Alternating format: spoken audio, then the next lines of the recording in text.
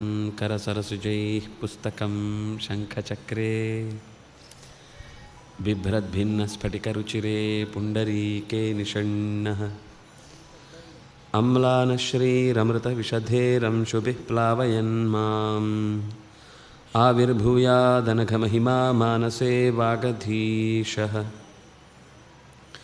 ध्यायेदिन्दीवराभं निजकरकमले दक्षिणे दण्डमग्र्यम् सव्ये पाशं दधानं जघनतटगते रूप्यपीठालयस्थं काञ्चे ग्रैवेयहाराङ्गदकटककिरीटाङ्गुलीयाङ्घ्रिभूषा कर्णाकल्पोज्ज्वलाङ्गं यदुकुलतिलकं कृष्णम् इष्टार्थसिद्ध्यै रमापतिं पूर्णगुणं मुकुन्दं व्यासं च विज्ञानसहस्रभानुं पूर्णप्रबोधं च सुतत्वदीपं क्रमाद्गुरूंश्च प्रणमामि मूर्ध्ना सर्वेन्द्रियाभिमानिस्थमुख्यप्राणस्थ विष्णुना प्रेरितश्रीशतुष्ट्यर्थं करिष्ये कर्म चाखिलं स्वस्त्यस्तु सतां वाल्मीकिर्गौः पुनीयान्नः महीधरपदाश्रया यद्दुग्धमुपजीवन्ति कवयस्तरणका इव स्वस्त्यस्तु सतां हरिः ओम्।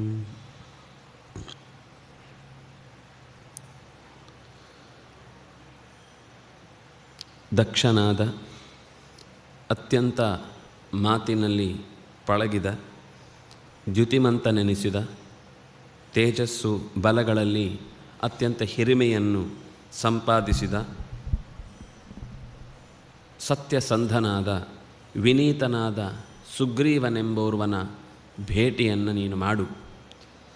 ಅಣ್ಣನಿಂದ ಪೆಟ್ಟು ತಿಂದು ದೂರಕ್ಕುಳಿದು ತನ್ನ ಹೆಂಡತಿಯನ್ನು ಕಳೆದುಕೊಂಡು ನಿನ್ನಂತೆಯೇ ಪರಿತಪಿಸುತ್ತಿರುವಂತಹ ಮತ್ತೋರ್ವ ನಿನ್ನ ಗೆಳೆತನಕ್ಕೆ ಅರ್ಹನಾದ ವ್ಯಕ್ತಿಯವನು. ನಿನಗೆ ಅವನು ಸಹಾಯಕ್ಕೆ ಬರ್ತಾನೆ, ನೀನು ಅವನಿಗೆ ಸಹಾಯಕ್ಕೆ ಬರ್ತಿ. ಖಂಡಿತ ಅವನು ಸೀತೆಯನ್ನು ಹುಡುಕಿಕೊಡುವ ವಿಷಯದಲ್ಲಿ ಅವನಿಂದ ತುಂಬ ಉಪಯೋಗ ಆಗುತ್ತೆ. ಮಾಚ ಶೋಕೆ ಮನಃಕೃತಾಃ, ಶೋಕ ಪಡಬೇಡ, ಮನಸ್ಸಿಗೆ ಧೈರ್ಯವನ್ನು ತಂದುಕೋ ಅಂತ ಹೀಗೆ ಹೇಳಿ ರಾಮಚಂದ್ರನಿಗೆ ಸುಗ್ರೀವನ ಇರವಿನ ಸುಳಿವನ್ನು ಕೊಟ್ಟು ಇನ್ನು ಕೆಲವು ಮಾತುಗಳನ್ನು ಹೇಳುತ್ತಾ, ಭವಿತವ್ಯಂ ಹಿ ಯಚ್ಚಾಪಿ ನ ತಚ್ಛಕ್ಯಂ ಇಹಾನ್ಯಥಾ. ಒಳ್ಳೆಯ ಮಾತು. ನಾವು ಯದ್ಭಾವ್ಯಂ ತದ್ಭವತಿ ಅಂತ ಏನು ಮಾತು ಹೇಳ್ತೇವೆ ಅದನ್ನೇ ಭವಿತವ್ಯಂ ಭವತ್ಯೇವ. ಭವಿತವ್ಯಂ ಹಿ ಯಚ್ಚಾಪಿ ನ ತಚ್ಛಕ್ಯಂ ಇಹ ಅನ್ಯಥಾ. ನಡೆಯಲಿರುವುದೇನಿದೆಯೋ ಅದನ್ನು ತೊಡೆಯುವುದಕ್ಕೆ ಯಾರಿಗೂ ಸಾಧ್ಯವಿಲ್ಲ. ನಡೆಯಬೇಕಾದ ಸಂಗತಿಯನ್ನು ಬದಲಿಸುವುದು ನಮ್ಮ ಕೈಲಿಲ್ಲ.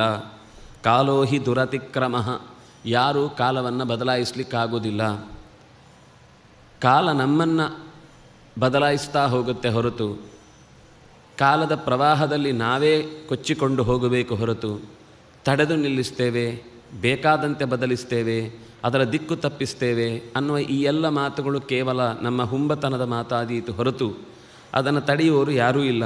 ಅದರಿಂದಾಗಿ ಜೀವನದಲ್ಲಿ ಏನೇ ಘಟನೆ ಸಂಭವಿಸಿದರೂ ಅದು ನಡೆಯಬೇಕಾದ್ದೇ ನಡೆಯಿತು ಅನ್ನುವ ಒಂದು ದೃಢವಾದ ಎಚ್ಚರವನ್ನು ಹೊಂದಿ ಬದುಕನ್ನು ಸ್ವೀಕರಿಸುವ ಯಾರು ಮನಸ್ಥಿತಿಯನ್ನು ಹೊಂದಿರ್ತಾನೋ ಅಂಥವನು ಯಾವತ್ತೂ ಕೂಡ ಅತ್ಯಂತ ಕಠಿಣವಾದ ದುಃಖವನ್ನು ಪರಿಸ್ಥಿತಿಯನ್ನು ಎದುರಿಸುವುದಿಲ್ಲ. ಅಥವಾ ಅಂಥ ಪರಿಸ್ಥಿತಿ ಅವನ ಮುಂದೆ ಬಂದಾಗಲೂ ಅದನ್ನು ಅಷ್ಟೇ ಸಹಜವಾಗಿ ಸ್ವೀಕರಿಸುವ ದೃಢವಾದ ವಿಶ್ವಾಸ ಆತನಲ್ಲಿ ಹುಟ್ಟತ್ತೆ. ಭವಿತವ್ಯಂ ಹಿ ಯಚ್ಚಾಪಿ ಅದು ಒಂದು ಘಟನೆ, ಇದೊಂದು ಅಲ್ಲದ ಘಟನೆ ಅಂತ ಇದರಲ್ಲಿ ಬಿಡುಗಡೆಗೊಳಿಸುವ ಬೇರ್ಪಡಿಸುವ ಯಾವ ಅಂಶವೂ ಇಲ್ಲ. ಎಲ್ಲ ಅಂಶಗಳು ಹಾಗೇ ಜಗತ್ತಿನಲ್ಲಿ ನಡೆಯುವಂಥದ್ದು. ನ ಅನ್ಯಥಾ, ಅದರ ಸಂಕಲ್ಪದಲ್ಲಿ ಇರುವಂಥದ್ದನ್ನು ತಪ್ಪಿಸಲಿಕ್ಕೆ ಯಾರಿಗೂ ಸಾಧ್ಯ ಇಲ್ಲ. ಹೇ ನರಶಾರ್ದೂಲ, ಹಿರಿಯ ಅಂದರೆ ನರರಲ್ಲಿ ಎತ್ತರದಲ್ಲಿರುವಂತಹ ಓ ರಾಮಚಂದ್ರನೇ, ಕಾಲೋಹಿ ದುರತಿಕ್ರಮಃ, ಕಾಲವನ್ನು ದಾಟಲಿಕ್ಕೆ ಯಾರಿಗೂ ಸಾಧ್ಯ ಇಲ್ಲ. ಗಚ್ಚ ಶೀಘ್ರಮಿತೋ ರಾಮ ಸುಗ್ರೀವಂ ತಂ ಮಹಾಬಲಂ ವಯಸ್ಯಂ ತಂ ಕುರು ಕ್ಷಿಪ್ರಂ ಇತೋ ಗತ್ವಾದ್ಯ ರಾಘವ. ಹೊರಡೆಲ್ಲಿಂದ ಬೇಗನೆ, ಮುಟ್ಟು ಸುಗ್ರೀವನನ್ನು, ತಟ್ಟು ಅವನ ಎದೆಯನ್ನು, ಬೆಳೆಸುವವನಲ್ಲಿ ಗೆಳೆತನವನ್ನು. ಈ ವಿಷಯದಲ್ಲಿ ತಡಮಾಡದಿರು, ಎಲೆ ರಾಘವನೇ ಹೊರಡೀಗಲೇ ಅಂತ ಅವನು ಹೇಳಿ ಅದ್ರೋಹಾಯ ಸಮಾಗಮ್ಯ ದೀಪ್ಯಮಾನೇ ವಿಭಾವಸೌ ಸಚತೇನಾವಮಂತವ್ಯ ಸುಗ್ರೀವೋ ವಾನರಾಧಿಪಃ ಕೃತಜ್ಞಃ ಕಾಮರೂಪೀ ಚ ಸಹಾಯಾರ್ಥೀ ಚ ವೀರ್ಯವಾನ್. ನಿಮ್ಮಲ್ಲಿ ಕೇವಲ ಕಾರ್ಯಸಾಧನೆಗಾಗಿ ಮಾತ್ರ ಈ ಗೆಳೆತನ ಸೇರದಿರಲಿ. ಇದು ಬದುಕಿನುದ್ದಕ್ಕೂ ನಡೆಯಬಹುದಾದ ಅತ್ಯಂತ ಉತ್ತಮವಾದ ಗೆಳೆತನವಾಗಲಿ. ಸೂರ್ಯ ಇದಕ್ಕೆ ಸಾಕ್ಷಿಯಾಗಿ ಇರುವಂತೆ ನಿಮ್ಮಲ್ಲಿ ಮತ್ತಷ್ಟು ಗಟ್ಟಿತನ ಉಂಟಾಗಲಿ.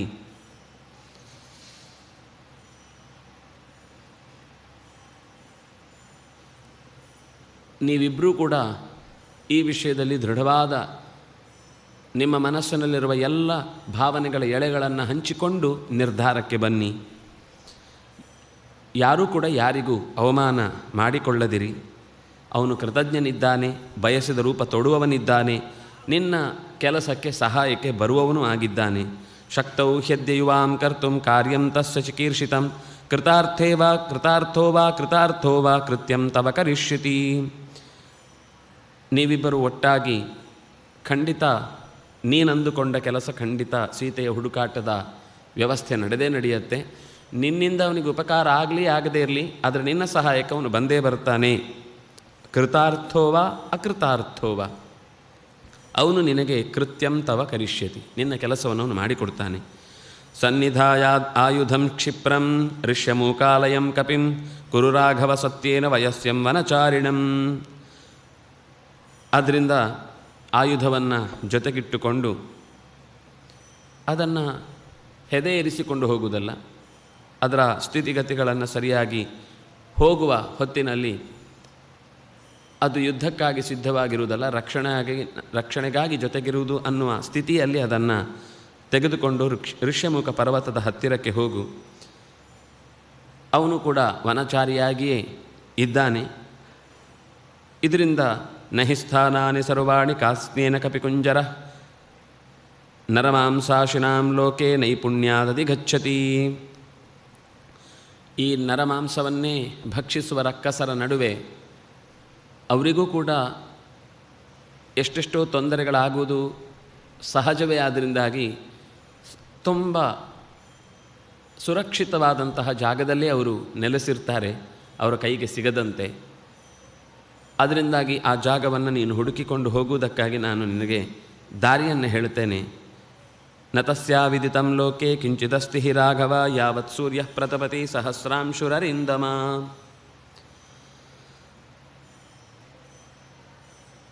ನಾನು ಸುಗ್ರೀವನ ಬಳಿ ನೀನು ಹೋಗು, ಸೀತೆ ಎಲ್ಲಿದ್ದರೂ ಹುಡುಕಿ ಕೊಡ್ತಾಳೆ ಅಂತ ಈ ಮಾತನ್ನು ಹೇಳಿದೆ.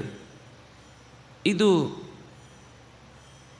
ಸುಗ್ರೀವನಿಂದ ನಿನಗೆ ಆಗಬಹುದಾದ ಸಹಾಯದ ಬಗ್ಗೆ ಯಾಕೆ ಇಷ್ಟು ಒತ್ತು ಕೊಡ್ತಾ ಇದ್ದೇನೆ, ಅವನಿಂದ ಸಹಾಯ ಆಗತ್ತೆ ಅಂತ ಇಷ್ಟು ನಿಶ್ಚಯ ನನಗೆ ಹೇಗೆ ಬಂದಿದೆ ಅಂತ ನೀನು ಕೇಳಬಹುದು. ನತಸ್ಯ ವಿದಿತಂ ಲೋಕೆ ಕಿಂಚಿದಸ್ತಿ ಹಿ ರಾಘವ. ಅವನಿಗೆ ಈ ಜಗತ್ತಿನ ಎಲ್ಲ ಮೂಲೆಯಲ್ಲಿ ಏನೇನು ಇದೆ ಅಥವಾ ಏನೇನು ಪ್ರದೇಶಗಳಿವೆ ಅದರ ಬಗ್ಗೆ ಚೆನ್ನಾಗಿ ಅರಿವಿದೆ. ಅದನ್ನೇ ಇತ್ತೀಚೆಗೆ ಅನೇಕ ಸಂಶೋಧಕರು ಸುಗ್ರೀವ ಅಟ್ಲಾಸ್ ಅಂತ, ಮುಂದೆ ಇದರಲ್ಲೇ ಬರುವ ಉಲ್ಲೇಖ, ಅವನು ಯಾವ ಯಾವ ಭಾಗಕ್ಕೆ ಹೋಗಿ ಹಾರಿಕೊಂಡು ಜಗತ್ತೆಲ್ಲ ಸುತ್ತಿ ಬರ್ತಾನೆ, ಹಾಗೆ ಸುತ್ತಿ ಬಂದ ಅನುಭವ ಅವನಿಗಿದೆ. ಅದರಿಂದಾಗಿ ನೀನು ಯಾವ ರೀತಿಯಿಂದ ಬೇಕಿದ್ದರೂ ವಾನರರನ್ನು ಆ ಸೇನೆಯನ್ನು ಮುಂದಿಟ್ಟುಕೊಂಡು ಸೀತೆಯನ್ನು ಹುಡುಕಿ ಬರಬೇಕಾದ ಮಾರ್ಗದರ್ಶಿಕೆಯನ್ನು ಅವನು ಹಾಕಿಕೊಡ್ತಾನೆ. ಸೂರ್ಯ ಹೇಗೆ ಎಲ್ಲ ದಿಕ್ಕುಗಳನ್ನು ತನ್ನ ಬೆಳಕಿನಿಂದ ವ್ಯಾಪಿಸಿಕೊಂಡು ನಿಂತಿದ್ದಾನೋ ಹಾಗೆಯೇ ಜಗತ್ತಿನ ಎಲ್ಲ ಮೂಲೆಗಳನ್ನು ಆತ ಬಲ್ಲವನಾಗಿದ್ದಾನೆ. ಅಂದರೆ ಇದರ ಸೂಚನೆ ಅನ್ನುವ ಹಾಗೆ ಅವನು ಸಹಜವಾಗಿ ಸೂರ್ಯನ ಅಂಶವೇ ಆಗಿದ್ದಾನೆ ಅನ್ನುವುದನ್ನು ಕೂಡ ಅದು ಸೂಚಿಸುವ ಹಾಗೆ ಈ ಮಾತು ಬಂದಿದೆ. ನನದೀರ್ ವಿಪುಲಾನ್ ಶೈಲಾನ್ ಸನದೀನ್ ವಿಪುಲಾನ್ ಶೈಲಾನ್ ಗಿರಿದುರ್ಗಾಣಿ ಕಂದರಾನ್ ಅನ್ವೀಕ್ಷವಾನರಿ ಸಾರ್ಧಂ ಪತ್ನೀಂ ತೇ ಅಧಿಗಮಿಷ್ಯತಿ. ಜಗತ್ತಿನ ಎಲ್ಲ ಮೂಲೆಗಳಲ್ಲೂ ಇರುವ ಬಗೆ ಬಗೆಯ ನದಿಗಳು, ಬೆಟ್ಟಗಳು, ದುರ್ಗಗಳು, ಕಂದರಗಳು, ತಡಿಗಳನ್ನೆಲ್ಲವನ್ನು ಚೆನ್ನಾಗಿ ತನ್ನ ವಾನರ ಸೇನೆಯ ಜೊತೆಗೆ ಓಡಾಡಿ ಹುಡುಕಿ ತೇ ಪತ್ನೀಂ ಅಧಿಗಮಿಷ್ಯತಿ, ನಿನ್ನ ಹೆಂಡತಿಯನ್ನು ಆತ ಒದಗಿಸ್ತಾನೆ. ವಾನರಾಂಶ್ಚ ಮಹಾಕಾಯಾನ್ ಪ್ರೇಷಯಿಷ್ಯಂತಿ ರಾಘವ. ಎಲ್ಲ ದಿಕ್ಕಿಗೂ ತನ್ನ ವಾನರ ಸೇನೆಯನ್ನು ಕಳುಹಿಸುತ್ತಾನೆ. ದಿಶೋ ವಿಚಯಿತುಂ ತಾಂ ಸೀತಾಂ ತ್ವದ್ವಿಯೋಗೇನ ಶೋಚತೀಂ. ನಿನ್ನ ವಿಯೋಗದಿಂದ ದೂರವಾಗಿರೋ ಸೀತೆಯನ್ನು ಹುಡುಕಾಟ ನಡೆಸುವುದಕ್ಕಾಗಿ ಎಲ್ಲ ದಿಕ್ಕುಗಳಿಗೆ ಕಪಿಗಳ ದೊಡ್ಡ ಸೇನೆಯನ್ನೇ ಕಳುಹಿಸಿ ಎಲ್ಲ ಮೂಲೆಯಲ್ಲೂ ಕೂಡ ಹುಡುಕಿಸ್ತಾನೆ. ಈ ವಿಷಯದಲ್ಲಿ ಸುಗ್ರೀವನಿಗಿರುವ ಅನುಭವ ಬಹಳ ದೊಡ್ಡದು. ಈಗಾಗಲೇ ಅವನು ಜಗದಗಲವನ್ನು ಚೆನ್ನಾಗಿ ಅಳೆದು ತೂಗಿ ತನ್ನ ಎಲ್ಲ ಅನುಭವದ ಧಾರೆಯನ್ನು ನಿನ್ನ ಹೆಂಡತಿಯನ್ನು ಹುಡುಕಿಕೊಡುವುದರಲ್ಲಿ ಆತ ತೊಡಗಿಸ್ತಾನೆ ಅನ್ನುವ ವಿಶ್ವಾಸ ನನಗಿದೆ ಅಂತ ಹೀಗೆ ಹೇಳಿ, ಸಜ್ಞಾಸ್ಯತಿ ವರಾರೋಹಾಂ ನಿರ್ಮಲಾಂ ರಾವಣಾಲಯೇ, ಅತ್ಯಂತ ನಿರ್ಮಲಳಾದಂತಹ ಸೀತೆಯನ್ನು ರಾವಣಾಲಯ ಎಲ್ಲಿದೆ, ರಾವಣ ಆಲಯದಲ್ಲಿ ಎಲ್ಲಿದ್ದಾಳೆ ಅನ್ನೋದನ್ನು ಸಜ್ಞಾಸ್ಯತಿ, ಅವನು ತಿಳಿದೇ ತಿಳಿತಾನೆ, ತಿಳಿಸಿಯೇ ಕೊಡ್ತಾನೆ ಅಂತ ಹೀಗೆ ಹೇಳಿ ಹೋಗುವ ದಾರಿಯ ಕುರಿತಾಗಿ ಕೆಲವು ಮಾತುಗಳನ್ನು ಆಡ್ತಾನೆ. ನಿದರ್ಶಯಿತ್ವಾ ರಾಮಾಯ ಸೀತಾಯ ಪ್ರತಿಪಾದನೆ ವಾಕ್ಯಮನ್ವರ್ಥಮರ್ಥಜ್ಞ ಕವಂದ ಪುನರಬ್ರವೀತ್. ಇಷ್ಟು ಹೇಳಿ ಹೋಗುವ ದಾರಿಯನ್ನು ಹೇಳಬೇಕಲ್ವ. ಏಷ ರಾಮ ಶಿವ ಪಂಥಾ ಯತ್ರೈತೆ ಪುಷ್ಪಿತಾ ದ್ರುಮಾ, ಅವನೆಲ್ಲಿದ್ದಾನೆ ಅಂತ ನಾನು ಹೇಳಬೇಕು. ಋಷ್ಯಮುಖ ಅಂತ ಹೇಳಿದೆ. ಋಷ್ಯಮುಖ ಇಲ್ಲಿಂದ ಹೋಗಬೇಕಾದದ್ದು ಹೇಗೆ? ನಿನ್ನ ದಾರಿಯುದ್ದಕ್ಕೂ ಮಂಗಳವೇ ತುಂಬಲಿ, ದಾರಿಯುದ್ದಕ್ಕೂ ಸಿಗುವ ಈ ಹೂಗಳಿಂದ ತುಂಬಿದ ಗಿಡಗಳು ನಿನ್ನನ್ನು ಸ್ವಾಗತಿಸಲಿ. ಈ ದಿಕ್ಕಿನಿಂದ ನಾವು ಇನ್ನೂ ಪಶ್ಚಿಮದ ಕಡೆಗೆ ನಿಧಾನಕ್ಕೆ ಪಶ್ಚಿಮದ ದಿಕ್ಕನ್ನು ಹೊಂದಿಕೊಂಡೇ ಕೆಳಕ್ಕೆ ಸಾಗಬೇಕಾಗಿದೆ. ಆ ದಾರಿಯುದ್ದಕ್ಕೂ ಬಗೆ ಬಗೆಯ ಮರಗಳು ಅಲ್ಲಿ ಸಿಗ್ತಾವೆ ಅಂತ ಹೇಳ್ತಾ, ನೇರಳೆಯ ಮರ, ಚಾರೋಳಿಯ ಮರ, ಚಿರುವಂಜಿ ಅಂತ ಕರೀತಾರೆ. ಪನಸ ಅಂದರೆ ಹಲಸಿನ ಮರ, ಪ್ಲಕ್ಷ ಅಂದರೆ ಬಸರಿ ಮರ ಅಂತ ಹೇಳುತ್ತಾರೆ, ಪಾಲೆ ಮರ. ನೆಗ್ರೋಧ ಆಲದ ಮರ, ತಿಂದುಕ ಅದನ್ನು ಕರಿಮರ ಅಂತ ಕರೀತಾರೆ, ಇಬೋನಿ ಅಂತಲೂ ಹೇಳುವುದಿದೆ. ಅಶ್ವತ್ಥ, ಮಾವು, ಇನ್ನೂ ನಮ್ಮಲ್ಲಿ ಪುನರ್ಪುಳಿ ಅಂತ ಹೇಳುವಂತಹ ಧನ್ವನ, ಆಮೇಲೆ ನಾಗಕೇಸರಿ, ಇನ್ನು ಇಂತಹ ಅಶೋಕ, ನೀಲ ಅಂದರೆ ಈ ಪ್ರಾಚೀನವಾದ ಗಿಡಗಳ ಹೆಸರನ್ನು ಇದು ಉಲ್ಲೇಖ ಮಾಡಿದ್ರಿಂದಾಗಿ ಈ ಪ್ರದೇಶ ಅನ್ನೋದು ಅತ್ಯಂತ ಹಿಂದಿನದ್ದು, ತುಂಬ ಇದಕ್ಕೆ ಇತಿಹಾಸ ಇದೆ ಅನ್ನೋದು ಸ್ಪಷ್ಟವಾಗುತ್ತೆ. ಕದಂಬ, ಕರವೀರ ಮೊದಲಾದ ಪುಷ್ಪಗಳಿಂದ ತುಂಬಿದ ಅಗ್ನಿಮುಖ್ಯಾ ಅಶೋಕಾಶ್ಚ ಸರಕ್ತಾ ಪಾರಿಭದ್ರಕಾ, ಸುಮಾರು ಮರಗಳ ಹೆಸರನ್ನು ಹೇಳಿ ಈ ಎಲ್ಲ ಮರಗಳಿಂದ ತುಂಬಿಕೊಂಡಿರುವ ದಾರಿಯನ್ನು ನೀನು ಸಾಗ್ತಾ ಸಾಗ್ತಾ ಇದು ನಿನಗೆ ಕುಬೇರನ ಚೈತ್ರವನವನ್ನು, ದೇವಲೋಕದ ನಂದನವನವನ್ನು ನೆನಪಿಸುವಷ್ಟು ಎಲ್ಲ ಕಾಲದಲ್ಲೂ ಹೂ ಬಿಡುವ, ಎಲ್ಲ ಕಾಲದಲ್ಲೂ ಹಣ್ಣುಗಳನ್ನು ಪ್ರಕೃತಿ ಸಹಜವಾಗಿ, ಕೆಲವೊಮ್ಮೆ ವನಗಳಲ್ಲಾಗುವಾಗ ಉದ್ದೇಶಪೂರ್ವಕವಾಗಿ ನೆಟ್ಟು ಬೆಳೆಸಿದ ಗಿಡಗಳಿಂದ ಬೇಕಾದ ಹೊತ್ತಿಗೆ ಬೇಕಾದ ಥರದ ಹಣ್ಣುಗಳನ್ನು ಪಡೆಯುವ ಒಂದು ವ್ಯವಸ್ಥೆಯನ್ನು ಮನುಷ್ಯ ಮಾಡಿಕೊಳ್ಳುವುದಿದೆ. ಆದರೆ ಈ ಪ್ರದೇಶಗಳು ಸಹಜವಾದ ರೀತಿಯಲ್ಲಿ ಸರ್ವ ಋತುಗಳಲ್ಲೂ ಹಣ್ಣುಗಳನ್ನು ನೀಡುವಂಥವುಗಳು ಅಂತ ಹೀಗೆ ಹೇಳಿ, ಇಲ್ಲಿ ಜನರನ್ನು ನೋಡಿ ಪ್ರಾಣಿಗಳು ಬೆದರುವುದಿಲ್ಲ. ಯಾಕೆಂದರೆ ಯಾರು ಅಂಥವರು ಮನುಷ್ಯರು ಅಲ್ಲಿ ಪ್ರವೇಶ ಮಾಡುವುದೇ ಇಲ್ಲ. ಅದರಿಂದಾಗಿ ನಿಮಗೆ ತುಂಬ ಹತ್ತಿರದಲ್ಲಿ ಅನೇಕ ಥರದ ಪ್ರಾಣಿ ಪಕ್ಷಿಗಳು ನೋಡುವುದಕ್ಕೆ ಸಿಗುತ್ತೆ. ವಧಸ್ಯಾಕೋವಿದ ಶುಭಾ, ನಮ್ಮನ್ನೊಬ್ಬರು ಕೊಲ್ತಾರೆ, ಕೊಲ್ಲುವಂಥ ಒಂದು ದುಸ್ಥಿತಿ ನಮಗೆ ಎದುರಾಗ್ಬೋದು ಅನ್ನುವ ಭಯವೇ ತಿಳಿಯದ ಪ್ರಾಣಿಗಳ ದೊಡ್ಡ ಸಮೂಹ ಒಂದು ಕಡೆ ನಿನಗೆ ಸಿಗುತ್ತೆ. ಅಲ್ಲಿಂದ ಹಾಗೆ ಮುಂದೆ ಸಾಗ್ತಾ ಲಕ್ಷ್ಮಣನ ಜೊತೆಗೆ ನೀವು ಹೋದರೆ ಸುಮಾರು ಬೆಳಗಿನಿಂದ ರಾತ್ರಿಯ ತನಕ ನಿಮ್ಮ ನಿರಂತರವಾದ ನಡಿಗೆ, ಅಲ್ಲಲ್ಲಿ ಸಿಗುವ ಸಣ್ಣ ಪುಟ್ಟದಾದಂತಹ ತೊರೆಗಳಲ್ಲಿ ನಿಮಗೆ ಅಗತ್ಯವಿರುವಂತಹ ವಿಶ್ರಾಂತಿಯನ್ನು ಪಡೆದು ನೀವು ಹೋದರೂ ಸಾಯಾನ್ನೇ ವಿಚರನ್ ರಾಮ ವಿಟಪೀಂ ಮಾಲ್ಯಧಾರಿಣ ಶೀತೋದಕಂಚ ಪಂಪಾಯ ದೃಷ್ಟ್ವಾ ಶೋಕಂ ವಿಹಾಸ್ಯತಿ. ದಾರಿಯುದ್ದಕ್ಕೂ ಸ್ವಲ್ಪ ಆಯಾಸ ಆಗಬಹುದು. ಆದರೆ ಸಂಜೆಯ ಹೊತ್ತು ನೀವು ಹೋಗುವಂತಹ ಜಾಗದಲ್ಲಿ ಒಂದು ದೊಡ್ಡ ಮರ ಸಿಗುತ್ತೆ, ಹೂವಿನ ಮಾಲೆಗಳನ್ನೇ ಬಿಡುವಂತಹ ಒಂದು ಮರ. ಅದರ ಬುಡದಲ್ಲಿ ಒಂದು ಚಂದದ ಕೊಳ ಇದೆ, ಪಂಪಾತಟ. ಅಲ್ಲಿ ಸಿಗುವ ನೀರಿನ ತಂಪು ಅನ್ನುವುದು ನಿಮ್ಮ ಎಲ್ಲ ಥರದ ಒಳಶೋಕವನ್ನೂ ಕೂಡ ಕಳೆಯುವುದಕ್ಕೆ ಅದಕ್ಕೆ ಸಾಮರ್ಥ್ಯ ಇದೆ. ತವ ಶೋಕಂ ವಿಹಾಸ್ಯತಿ, ನಿಮ್ಮೊಳಗಿನ ಎಲ್ಲ ದುಃಖವನ್ನು ಅದು ದೂರ ಮಾಡುತ್ತೆ. ಇಲ್ಲಿ ದೇವತೆಗಳೂ ಬಂದು ಓಡಾಡುವಂತಹ ಸ್ಥಳ. ಇಲ್ಲೂ ಕೂಡ ಅನೇಕ ಬಗೆಯ ಮರಗಳ ಉಲ್ಲೇಖವನ್ನು ಮಾಡಿ ಈ ಕೊಳದಲ್ಲಿ ಪಂಕಜ ಕಮಲಗಳು ಚೆನ್ನಾಗಿ ತುಂಬಿಕೊಂಡಿದೆ, ಅರಳಿದ ಕಮಲಗಳು. ನತಾನಿ ಕಂಚಿನ್ಮಾಲ್ಯಾನಿ ತತ್ರಾರೋಪಯಿತಾ ನರಃ ನಚ ವೈಮ್ಲಾನತಾಂ ಯಾಂತಿ ನಚ ಶೀರ್ಯಂತಿ ರಾಘವ. ಅವುಗಳಲ್ಲಿ ಸಹಜವಾದ ಒಂದು ಪ್ರಕೃತಿಯ ಕಳೆ ಇರುವುದರಿಂದಾಗಿ ಅವು ಬಾಡುವುದು ಅಂತಿಲ್ವೇ ಇಲ್ಲ. ಮತಂಗ ಶಿಷ್ಯ ತತ್ರಾಸನ್ನ ಋಷಯಃ ಸುಸಮಾಹಿತಾ ತೇಷಾಂ ಭಾರಾಭಿತಪ್ತಾನಾಂ ವನ್ಯಮಾಹರತಾಂ ಗುರೋಃ. ಮತಂಗ ಋಷಿಗಳ ಶಿಷ್ಯರೆನಿಸಿದವರು ಅಲ್ಲಿ ಹೆಚ್ಚು ಓಡಾಡ್ತಾ ಇರ್ತಾರೆ. ಗುರುಗಳಿಗಾಗಿ ಈ ಪ್ರದೇಶಗಳಿಗೆಲ್ಲ ಬಂದು ಹಣ್ಣನ್ನು, ಹಂಪಲನ್ನು, ಗೆಡ್ಡೆಗೆಣಸುಗಳನ್ನು ಅವರು ಹೊತ್ತುಕೊಂಡು ಈ ಪ್ರದೇಶದಿಂದ ತಮ್ಮ ಆಶ್ರಮದ ಕಡೆಗೆ ಸಾಗ್ತಾರೆ. ಯೇ ಪ್ರಪೇತುರ್ ಮಹೀಂ ತೂರ್ಣಂ ಶರೀರಾತ್ ಸ್ವೇದಬಿಂದವಃ ತಾನಿ ಜಾತಾನಿ ಮಾಲ್ಯಾನಿ ಮುನೀನಾಂ ತಪಸಾ ತದಾ ಸ್ವೇದಬಿಂದು ಸಮುತ್ಥಾನಿ ನ ವಿನಶ್ಯಂತಿ ರಾಘವ. ಆಶ್ಚರ್ಯ ಏನು ಅಂದರೆ ಅಲ್ಲಿಯ ತಪಸ್ವಿಗಳ ಮೈಯ ಬೆವರು ಕೆಲಸದ ಹೊರೆಯಿಂದ ನೆಲಕ್ಕೆ ಬಿದ್ದಲ್ಲೆಲ್ಲ ಅತ್ಯಂತ ಸುಂದರವಾದ ಹೂಗಳು ಅರಳಿರುವಂಥವುಗಳು ಇನ್ನೂ ಬಾಡದೆ ಹಾಗೆಯೇ ನಳನಳಿಸ್ತಾ ನಿಂತಿದೆ ಅನ್ನುವುದು ಅವರ ತಪಸ್ಸಿನ ದ್ಯೋತಕಗಳಾಗಿ. ಕೆಲವು ಬಾಡದ ಹೂಗಳು ಅಂದರೆ ಅದು ಗಿಡದ ಸಹಜವಾದ ಯಾವುದೋ ಒಂದು ಅಂಥದ್ದೇ ಗಿಡ ಸಿಗುತ್ತೆ ಅಂತ ಊಹಿಸಬೇಡ. ಅದು ತಾನಿ ಮಾಲ್ಯಾನಿ ಮುನೀನಾಂ ತಪಸಾ ಸ್ವೇದಬಿಂದು ಸುಮುತ್ಥಾನಿ ನ ವಿನಶ್ಯಂತಿ. ಅವರ ಶರೀರದ ಹೊರಗಿನಿಂದ ಇಳಿದು ಬಂದ ಬೆವರಿನ ಸೆಲೆಯಿಂದ, ಬೆವರಿನ ಆ ಬಿಂದುಗಳಿಂದ ಹುಟ್ಟಿ ಬಂದ ಮಾಲ್ಯಗಳು ನ ವಿನಶ್ಯಂತೆ, ಅವುಗಳು ನಾಶ ಆಗುವುದೇ ಇಲ್ಲ. ತೇಷಾಮದ್ಯಾಪಿ ತತ್ರೈವ ದೃಶ್ಯತೆ ಪರಿಚಾರಿಣಿ ಶ್ರವಣೀ ಶಬರಿ ನಾಮ ಕಾಕುತ್ಸ್ಥ ಚಿರಜೀವಿನಿ. ಬಹಳ ದೀರ್ಘಕಾಲದಿಂದ ಆ ಋಷಿಮುನಿಗಳ, ಅದರಲ್ಲೂ ಪ್ರಧಾನವಾಗಿ ಮತಂಗ ಮುನಿಗಳ ಸೇವೆಯನ್ನು ಮಾಡ್ತಾ ಇರುವಂತಹ ಒಬ್ಬಳು ಶ್ರಮಣ ಅಂದರೆ ನಿಷ್ಠೆಯಿಂದ ಸನ್ಯಾಸ ವ್ರತದಲ್ಲಿ ಇರುವಂತಹ ಸನ್ಯಾಸಿನಿ ಅಂತ ಅನಿಸಿಕೊಂಡ ತಪಸ್ವಿನಿಯಾದ ಚಿರಜೀವಿನಿಯಾದ ಶಬರಿ ಅನ್ನುವವಳು ಆಶ್ರಮದಲ್ಲಿ ಇರುವ ಜಾಗ ನಿಮಗೆ ಸಿಗುತ್ತೆ ಹೋಗುವಾಗ. ತ್ವಾಂತು ಧರ್ಮೇ ಸ್ಥಿತ ನಿತ್ಯಂ ಸರ್ವಭೂತ ನಮಸ್ಕೃತಂ ದೃಷ್ಟ್ವಾ ದೇವೋಪಮಂ ರಾಮ ಸ್ವರ್ಗಲೋಕಂ ಗಮಿಷ್ಯತಿ. ನಿರಂತರ ನಿನ್ನ ಜಪದಲ್ಲಿ ತೊಡಗಿರುವ ಆಕೆ ಧರ್ಮಿಷ್ಠನಾದ ನಿನ್ನನ್ನು ಕಂಡು ನಿನ್ನನ್ನು ಆಶ್ರಯಿಸಿ ಎಲ್ಲ ಭೂತಗಳಿಂದ ನಮಸ್ಕಾರಕ್ಕೆ ಯೋಗ್ಯನಾದವನು ನೀನು ಅಂತ ತಿಳಿದು ನಿನಗೆ ನಮಸ್ಕರಿಸಿ ಆಕೆ ಸ್ವರ್ಗಲೋಕಕ್ಕೆ ಹೋಗೋಳಿದ್ದಾಳೆ, ನಿನಗಾಗಿ ಕಾಯ್ತಾ ಇದ್ದಾಳೆ. ತತಸ್ತದ್ರಾಮ ಪಂಪಾಯಾಸ್ತೀರಮಾಶ್ರಿತ್ಯ ಪಶ್ಚಿಮಂ ಆಶ್ರಮಸ್ಥಾನಮತುಲಂ ಗುಹ್ಯಂ ಕಾಕುಸ್ಥ ಪಶ್ಯಸಿ. ಅಲ್ಲಿಂದ ಹಾಗೆ ರಾಮ ಪಂಪಾ ತೀರದ ಹತ್ತಿರಕ್ಕೆ ನೀನು ಪಶ್ಚಿಮದ ದಿಕ್ಕನ್ನು ಅನುಸರಿಸಿ ಹಾಗೆ ಮಾರ್ಗವನ್ನು ಮುಂದುವರಿಸಿದರೆ ಒಂದು ಅತ್ಯಂತ ಉತ್ತಮವಾದ ಆಶ್ರಮ ಸಿಗುತ್ತೆ.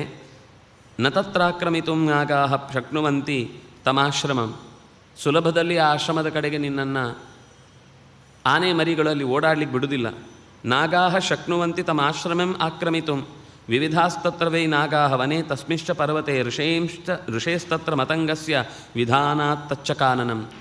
ಆ ಹೊರಗಿನ ಪರಿಸರದಲ್ಲಿ ಬೇರೆ ಯಾವುದೇ ವನವನ್ನು ಹಾಳು ಮಾಡಬಹುದಾದ ಮನುಷ್ಯರಿಗೆ ಪ್ರವೇಶವೇ ಇಲ್ಲದಂತೆ ಅಥವಾ ಯಾವುದೇ ರೀತಿಯ ವ್ಯಕ್ತಿಗಳಿಗೂ ಪ್ರವೇಶವಿಲ್ಲದಂತೆ ಮತಂಗ ಮುನಿಗಳ ಅನುಜ್ಞೆಯನ್ನು ನಿರಂತರವಾಗಿ ಪಾಲಿಸುತ್ತಿರುವಂತೆ ಆ ಆನೆಗಳು ಅಲ್ಲೇ ಸುತ್ತ ಓಡಾಡಿಕೊಂಡು ಯಾರನ್ನೂ ಒಳಬಿಡದಂತೆ ತಮ್ಮ ಕರ್ತವ್ಯದಲ್ಲಿ ನಿರ್ವಹಣೆಯನ್ನು ಪ್ರೀತಿಯಿಂದ ನಡೆಸ್ತಾ ಇರುವಂಥದ್ದು.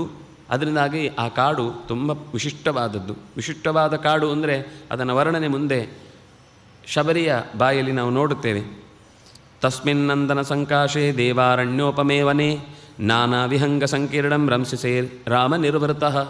ಅಲ್ಲಿಗೆ ಹೋದರೆ ಒಂದು ಬಾರಿ ಮನಸ್ಸಿನ ಎಲ್ಲ ದುಃಖಗಳು ದೂರವಾಗಿ ಎಲ್ಲಿದ್ದೇವೆ ಅನ್ನೋದರ ಮರೆವೂ ಉಂಟಾಗಿ ನಮ್ಮನ್ನೇ ನಾವು ಅತ್ಯಂತ ಹೆಚ್ಚು ಪ್ರೀತಿಸುವುದಕ್ಕೆ ಅನುಕೂಲವಾದಂತಹ ನಮ್ಮೊಳಗೆ ನಮ್ಮನ್ನು ನಾವು ಕಾಣುವುದಕ್ಕೆ ಬೇಕಾದ ಸುಂದರವಾದ ದೈವಿಕವಾದ ಒಂದು ವಾತಾವರಣ ಅಲ್ಲಿ ಇದೆ. ಋಷ್ಯಮುಖ ಅದೇ ಪಂಪಾ ತಟದ ಹತ್ತಿರದಲ್ಲೇ ಇರುವಂಥದ್ದು. ಸುದುಃಖಾರೋಹಣೋ ನಾಮ, ಸುಲಭದಲ್ಲಿ ಹತ್ತಲಿಕ್ಕಾಗುವುದಿಲ್ಲ. ಶಿಶುನಾಗಾಭಿರಕ್ಷಿತ, ಅಲ್ಲಿ ಮರಿನಾಗಗಳು, ಮರಿ ಆನೆಗಳು ಅದರ ಬುಡದಲ್ಲಿದ್ದಾವೆ ಆ ಋಷ್ಯಮುಖ ಪರ್ವತದ ಹತ್ತಿರ. ಅಲ್ಲಿಗೆ ಅವುಗಳು ಹತ್ತಲಿಕ್ಕೆ ಬಿಡುವುದಿಲ್ಲ. ಉದಾರೋ ಬ್ರಹ್ಮಣ ಚೈವ ಪೂರ್ವಕಾಲೇ ವಿನಿರ್ಮತಃ. ಅಲ್ಲಿ ಅದು ಹೇಗೆ ರಕ್ಷಣೆಗೆ ವ್ಯವಸ್ಥೆ ಅನ್ನೋದು ಕೆಲವೊಂದು ಬಾರಿ ನಮ್ಮ ಪೂರ್ತಿ ಅರ್ಥ ಆಗೋದಿಲ್ಲ. ಯಾವುದೋ ಕಾಡು ಪ್ರಾಣಿ ಅಟ್ಟಿಸಿಕೊಂಡು ಬಂದಾಗುತ್ತೆ, ನಾವು ನಮ್ಮ ಬದುಕನ್ನು ಉಳಿಸ್ಕೊಳ್ಳಿಕ್ಕೋಸ್ಕರ ಅಲ್ಲಿಂದ ಹೊರಡಬೇಕಾಗತ್ತೆ. ಒಟ್ಟಂತೂ ಅದು ಪೂರ್ವಕಾಲದಲ್ಲಿ ಚತುರ್ಮುಖನಿಂದ ನಿರ್ಮಾಣಗೊಂಡಿರುವಂತಹ ಪರ್ವತ ಅದು ಋಷ್ಯಮುಖ. ಶಯಾನ ಪುರುಷೋ ರಾಮ ತಸ್ಯ ಶೈಲಸ್ಯ ಮೂರ್ಧನಿ. ಯಾರಾದರೂ ಒಬ್ಬ ಸಾತ್ವಿಕ ಒಳ್ಳೆಯ ನಿಷ್ಠಾವಂತ ಅನುಷ್ಠಾನಶೀಲ ಆ ಋಷ್ಯಮುಖ ಪರ್ವತವನ್ನು ಹತ್ತಬಹುದು. ಅಲ್ಲೊಂದು ವಿಶೇಷ ಸಂಗತಿಯನ್ನು ಹೇಳ್ತಾರೆ. ಯಾರು ಪುರುಷ ಒಬ್ಬ ವ್ಯಕ್ತಿ ಅಲ್ಲಿ ಹೋಗಿ ಶೈಲಸ್ಯ ಮೂರ್ಧನಿ ಬೆಟ್ಟದ ತುದಿಯಲ್ಲಿ ಮಲಗ್ತಾನೆ, ಯತ್ಸ್ವಪ್ನೆ ಲಭತೆ ವಿತ್ತಂ, ಅವನ ಅಕಸ್ಮಾತ್ ಅವನಿಗೆ ಕನಸಿನಲ್ಲಿ ಸಂಪತ್ತು ಸಿಕ್ಕಿದ ಕನಸನ್ನು ಆತ ಕಂಡ ಅಂದರೆ ತತ್ ಪ್ರಬುದ್ಧೋಧಿ ಗಚ್ಚತಿ. ರಾಮಾಯಣವೇ ಹೇಳುವ ಮಾತು. ಅದರ ಮೇಲ್ಭಾಗದಲ್ಲಿ ಹೋಗಿ ಮಲಗಿ, ಆದರೂ ನನಗೆ ಕನಸು ಬೀಳಲಿ ಅಂತ ಹೋಗಿ ಮಲಗಿದರೆ ಆಗುವಂಥದ್ದಲ್ಲ. ಅಲ್ಲಿ ಏನಾದರೂ ವಿಶಿಷ್ಟವಾದ ಅನುಸಂಧಾನ ಧ್ಯಾನ ಇತ್ಯಾದಿಗಳನ್ನು ನಡೆಸಿ ಅವನು ಮಲಗಿದಾಗ ತಾನಾಗಿ ಬಿದ್ದ ಕನಸಿನಲ್ಲಿ ಅವನಿಗೆ ಸಂಪತ್ತು ಕಂಡಿತು ಅಂದರೆ ಎದ್ದಾಗ ಆ ಎಲ್ಲ ಸಂಪತ್ತನ್ನು ಆತ ಪಡೆದೇ ಹೊರಗೆ ಬರ್ತಾನೆ. ನತ್ವೇನಂ ವಿಷಮಾಚಾರ ಪಾಪಕರ್ಮಾಧಿರೋಹತಿ. ಅದರ ದುರುಳ ಯೋಚನೆಯಿಂದ ಅದನ್ನು ಹತ್ತಬೇಕು ಅಂತ ಬಯಸಿದವನಿಗೆ ಯಾವತ್ತೂ ಅದರ ಮೇಲೆ ಹತ್ತುವುದಕ್ಕೆ ಸಾಧ್ಯ ಆಗುವುದಿಲ್ಲ. ಅಥವಾ ಹತ್ತಿದ್ರೂ ಈಗಿನ ಕಾಲದಲ್ಲಿ ಅಂಥ ಯಾವುದೇ ಕನಸುಗಳು ಅವನಿಗೆ ಬೀಳುವುದು ಸಾಧ್ಯ ಇಲ್ಲ, ಅಥವಾ ಬಿದ್ದರೂ ಕೂಡ ಅದು ಫಲಿಸುವುದು ಸಾಧ್ಯ ಇಲ್ಲ. ಆದರೆ ಒಬ್ಬ ಸಾತ್ವಿಕನಾದವನು ಅಂತರಂಗದ ಸಾಧನೆಗಾಗಿ ಏರಿ ಅಂತಹ ಪರ್ವತದ ದೇವತೆಯನ್ನು ಅಥವಾ ಅಲ್ಲಿಯ ವಿಶಿಷ್ಟವಾದ ಸನ್ನಿಧಾನವನ್ನು ಪ್ರಾರ್ಥಿಸಿ ಅಲ್ಲೇ ಕಳೆದ ಅಂದರೆ ತನ್ನ ರಾತ್ರಿಯನ್ನು ದೊಡ್ಡವರ ಸನಿಹದಲ್ಲಿ ಋಷಿಗಳ ಓಡಾಡಿದ ಜಾಗದ ಮಣ್ಣಿನಲ್ಲಿ ತಾನು ಹೊರಳಾಡಬೇಕು ಅಂತ ಬಯಸಿ ಅಲ್ಲಿ ಇದ್ದು ಆತ ಕನಸು ಕಂಡ ಅಂದರೆ ಆ ಸಂಗತಿಗಳು ಆತನಿಗೆ ನಿಜವಾಗಿಯೂ ಫಲಿಸುತ್ತೆ ಅಂತ ಹೀಗೆ ಹೇಳ್ತಾ, ತೇ ತತ್ರ ಪೀತ್ವಾ ಪಾನೀಯಂ ವಿಮಲಂ ಶೀತಮವ್ಯಯಂ ನಿರ್ವೃತಾ ಸಂವಿಗಾಹಂತೆ ವನಾನಿ ವನಗೋಚರಾಃ. ಆ ಶಿಶುನಾಗಗಳ ಆಕ್ರಂದವನ್ನು ಅವುಗಳು ಚೆನ್ನಾಗಿ ಗೀಳಿಡ್ತಾವಲ್ಲಿ. ಅದು ಕೇಳಿಕೊಳ್ಳುವುದಕ್ಕೆ ಖುಷಿಯಾಗುತ್ತೆ. ಅವುಗಳು ನಮ್ಮ ಜೊತೆಗೆ ಆಟ ಆಡ್ತವೆ. ಗಂಭೀರವಾದ ಪ್ರಕೃತಿ ಸಹಜವಾದ ಗಾಳಿಯ ಧ್ವನಿ ಅದು ಕಿವಿಗೆ ಬೀಳುತ್ತಿರುವ ಹೊತ್ತಿನಲ್ಲೇ ಬೇರೆ ಬೇರೆ ಕಾಡಿನ ಪ್ರಾಣಿಗಳು ಆ ಪಂಪೆಯ ತಟದ ನೀರನ್ನು ಚೆನ್ನಾಗಿ ಪ್ರೀತಿಯಿಂದ ಸ್ವೀಕರಿಸಿ, ಅದು ಕರಡಿಗಳಿರಬಹುದು, ಹುಲಿಗಳಿರಬಹುದು, ಅತ್ಯಂತ ಭಯಾನಕವಾದಂತಹ ಯಾವುದೇ ಪ್ರಾಣಿಗಳಿದ್ದರೂ ಕೂಡ ಅಲ್ಲಿ ತಮ್ಮ ಆಸೆಯನ್ನು ಈಡೇರಿಸಿಕೊಳ್ಳುವ, ನೀರು ಕುಡಿದು ಹಸಿವನ್ನು ನೀಗಿಸಿಕೊಳ್ಳುವುದಕ್ಕೆ ಮಾತ್ರ ಅಲ್ಲಿ ತಮ್ಮ ಬೇಟೆಯನ್ನು ಆಡ್ಬೋದಷ್ಟೇ ಹೊರತು ಅವುಗಳು ಯಾವತ್ತೂ ದುಷ್ಟತನದಲ್ಲೇ, ಅದು ಪ್ರಾಣಿಗಳ ಸಹಜ ಗುಣವೂ ಹಾಗೆ, ಅವುಗಳ ಆ ಓಡಾಟಗಳನ್ನೆಲ್ಲ ನೀನು ಹತ್ತಿರದಲ್ಲಿ ಕಾಣುವವನಾಗಿ ನಿನ್ನ ಮನಸ್ಸಿನ ದೋಷಗಳನ್ನೆಲ್ಲ ದೃಷ್ಟ್ವಾ ಶೋಕಂ ಜಹಿಷ್ಯತಿ, ಇವುಗಳ ಆಟೋಟಗಳನ್ನೆಲ್ಲ ನೋಡಿ ನೀನು ತುಂಬ ಸಂತೋಷ ಪಡ್ತಿ. ರಾಮತಸ್ಯತು ಶೈಲಸ್ಯ ಮಹತೀ ಶೋಭತೆ ಗೃಹ. ಆ ಬೆಟ್ಟದ ಬುಡದಲ್ಲೊಂದು ದೊಡ್ಡದಾದ ಗುಹೆ ಇದೆ. ಅದಕ್ಕೊಂದು ಅಡ್ಡವಾಗಿ ಮೇಲ್ನೋಟಕ್ಕೆ ಅದು ಗುಹೆ ಅಂತ ಕಾಣದಂತೆ ಅದಕ್ಕೊಂದು ಅಡ್ಡಲಾಗಿ ದೊಡ್ಡದಾದ ಶಿಲೆ ಇದೆ. ಶಿಲಾಪಿಧಾನ ಕಾಕುಸ್ತ ದುಃಖಂ ಚಾಸ್ಯ ಪ್ರವೇಶನಂ. ಸುಲಭದಲ್ಲಿ ಯಾರಿಗೂ ಕೂಡ ಆ ಗುಹೆಯ ಬಳಿಗೆ ಹೋಗಿ ಒಳ ಸೇರುವುದು ಅಸಾಧ್ಯವಾದ ಮಾತು. ತಸ್ಯಾಂ ವಸತಿ ಸುಗ್ರೀವಶ್ಚತುರ್ಭಿಸ್ಸಹ ವಾನರೈಃ. ಆ ಗುಹೆಯ ಹೊರಭಾಗದಲ್ಲೇ ಮೆತ್ತನೆ ಹರಿಯುವ ಒಂದು ತಡಸಲು ತಣ್ಣಗೆ ನೀರನ್ನು ಹೊತ್ತು ನಮ್ಮನ್ನು ಸ್ವಾಗತಿಸ್ತಾ ಇರುತ್ತೆ. ಅಲ್ಲೇ 4 ಜನ ವೀರವಾನರರ ಜೊತೆಗೆ ಸುಗ್ರೀವ ವಾಸ ಮಾಡ್ತಾ ಇದ್ದಾನೆ. ಕದಾಚಿಚ್ಚಿಕರೇ ತಸ್ಯ ಪರ್ವತಸ್ಯಾವತಿಷ್ಠತೆ. ಕೆಲವೊಮ್ಮೆ ಆ ಗುಹೆಯಿಂದ ಹೊರಕ್ಕೆ ಬಂದು ಪರ್ವತದ ತುದಿಯಲ್ಲಿ ಏನಾದರೂ ಎಲ್ಲ ದಿಕ್ಕುಗಳಲ್ಲಿ ಏನೇನು ನಡೀತಾ ಇದೆ ಅನ್ನೋದನ್ನು ಗಮನಿಸುವುದಕ್ಕಾಗಿ ಮೇಲಕ್ಕೆ ಹತ್ತುತ್ತಾನೆ. ಹೀಗೆ ಹೇಳಿ ಕವಂಧ ದುಃಖ ಪಡದಿರು, ಹೊರಡು ಅಂತ ರಾಮನಿಗೆ ಹೇಳಿದಾಗ ಆ ದಿವ್ಯವಾದ ರೂಪವನ್ನು ತೊಟ್ಟ ಧನು ಕವಂಧ ಈಗ ಧನು ಆಗಿದ್ದಾನೆ. ರಾಮ ಲಕ್ಷ್ಮಣರು ಅವನನ್ನು ಮಾತನಾಡುತ್ತಾ ತಂತು ಸ್ವಸ್ಥಂ ಮಹಾತ್ಮಾನಂ ಕವಂಧಂ ರಾಮಲಕ್ಷ್ಮಣೌ ಪ್ರಸ್ಥಿತೌ ತ್ವಮ್ರಜಸ್ವೇತಿ ವಾಕ್ಯಮು ಚತುರಂತಿಕೆ. ಆಯಿತು, ನಿನ್ನಿಂದ ತುಂಬ ಉಪಕಾರ ಆಯಿತು, ನೀನಿನ್ನು ಹೊರಡಬಹುದು ಅಂತ ರಾಮಚಂದ್ರ ಅವನಿಗೆ ಹೋಗುವುದಕ್ಕೆ ಒಪ್ಪಿಗೆಯನ್ನು ಅನುಮತಿಯನ್ನು ಸೂಚಿಸಿದ. ಗಮ್ಯತಾಂ ಕಾರ್ಯಸಿದ್ಧರ್ಥಂ ಇತಿ ತಾವದ್ ಅಬ್ರವೀಚ್ಚ ಸಹ. ಅವನು ಕೂಡ ನಿಮ್ಮ ಗಮ್ಯ ಸಿಗಲಿ, ನಿಮ್ಮ ಮನಸ್ಸಿನ ಗಮ್ಯವೂ ಕೂಡ ಏನನ್ನು ಪಡೀಬೇಕು ಅಂತ ಹೊರಟಿದ್ದರೂ ಅದು ನಡೆದುಬಿಡಲಿ ಅಂತ ಅವನು ಹೇಳಿ ಅವರಿಂದ ಅನುಜ್ಞೆಯನ್ನು ಪಡೆದು ತಾನು ಹೊರಟ. ಇಷ್ಟಾದ ಮೇಲೆ ಹಂಪೆಯ ತೀರದ ಕಡೆಗೆ ಬರ್ತಾ ಇದ್ದಾರೆ. ಆ ರೀತಿಯೇ ನಡೆದು ಸಾಕ್ತಾ ಇದ್ದಾರೆ. ತೌಕವಂಧೇನ ತಮ್ಮಾರ್ಗಂ ಪಂಪಾಯ ದರ್ಶಿತಂ ವನೇ. ಅವನು ತೋರಿದ ದಾರಿಯಲ್ಲೇ ಹಾಗೆ ಹೆಜ್ಜೆ ಇಡುತ್ತಾ ಪಂಪೆಯ ಕಡೆಗೆ ನಡೆದುಕೊಂಡು ಬರ್ತಾ ಇದ್ದಾರೆ. ಕೃತ್ವಾ ಚ ಶೈಲಪೃಷ್ಠೇತು ತೌ ವಾಸಂ ರಾಮಲಕ್ಷ್ಮಣವು. ಬೆಟ್ಟದ ಬುಡದಲ್ಲಿ ನೆರಳೊಂದನ್ನು ಆಶ್ರಯಿಸಿ ಇಬ್ಬರೂ ಕೂಡ ಸ್ವಲ್ಪ ಹೊತ್ತು ವಿಶ್ರಾಂತಿ ತೆಗೆದುಕೊಂಡರು. ಪಂಪಾಯ ಪಶ್ಚಿಮಂ ತೀರಂ ರಾಘವ ಉಪತಸ್ಥತು. ಪಂಪೆಗೆ ಪಶ್ಚಿಮದ ದಿಕ್ಕಿನಲ್ಲಿ ಅಲ್ಲೇ ಸ್ವಲ್ಪ ಹೊತ್ತು ಉಳಿದುಕೊಂಡರು. ತೌ ಪುಷ್ಕರಿಣ್ಯ ಪಂಪಾಯ ತೀರಮಾಸಾದ್ಯ ಪಶ್ಚಿಮಂ ಅಪಶ್ಯತಾಂ ತತಸ್ತತ್ರ ಶಬರ್ಯ ರಮ್ಯಮಾಶ್ರಮಂ. ಆ ಪಶ್ಚಿಮ ತೀರಕ್ಕೆ ತಾಗಿಕೊಂಡೇ ಇದ್ದ ಆಶ್ರಮವನ್ನು ಅವರು ಕಂಡಿದ್ದಾರೆ. ಅಲ್ಲಿಗೆ ಹೋಗುವ ದಾರಿಯುದ್ದಕ್ಕೂ ಮರಗಳದ್ದೇ ಸ್ವಾಗತ. ಎಷ್ಟು ಅಚ್ಚುಕಟ್ಟಾಗಿ, ಎಷ್ಟು ಬಣ್ಣ ಬಣ್ಣದ ಹೂಗಳು ಹಣ್ಣುಗಳಿಂದ ತುಂಬಿದ ಬಣ್ಣ ಬಣ್ಣದ ಎಲೆಗಳು, ಬಣ್ಣ ಬಣ್ಣದ ಆಕೃತಿಗಳು, ಬಣ್ಣ ಬಣ್ಣದ ಎಲೆಗಳ ಆಕೃತಿಯಾಯಿತು, ಮರದ ಆಕೃತಿಯಾಯಿತು, ಎಲ್ಲವೂ ಕೂಡ ಅತ್ಯಂತ ಅದ್ಭುತ ಅನ್ನುವ ಹಾಗೆ ಆ ತೀರದಲ್ಲೇ ಸಮಗ್ರ ಮರಗಳ ರಾಶಿಯನ್ನು ನೋಡಿ ಅಭಿವೀಕ್ಷಂತೌ ಶಬರೀಂ ಅಭ್ಯುಪೇಯತು. ಶಬರಿಯ ಆಶ್ರಮದ ಕಡೆಗೆ ಸಾಗಿದ್ದಾರೆ. ತೌ ಚ ದೃಷ್ಟ್ವಾ ತದಾ ಸಿದ್ಧ ಸಮುತ್ಥಾಯ ಕೃತಾಂಜಲಿ ರಾಮಸ್ಯ ಪಾದೌ ಜಗ್ರಾಹ ಲಕ್ಷ್ಮಣಸ್ಯ ಚ ಧೀಮತಃ. ಆ ಸಿದ್ಧಳ ಮನಸ್ಸಿನಲ್ಲಿ ಬಹಳದಿಂದ ಕಾಡ್ತಾ ಇದ್ದ ಬಯಕೆ ಈಡೇರಿತು ಅನ್ನುವ ಹಾಗೆ ರಾಮಚಂದ್ರ ಅಲ್ಲಿಗೆ ಬಂದಿದ್ದಾನೆ.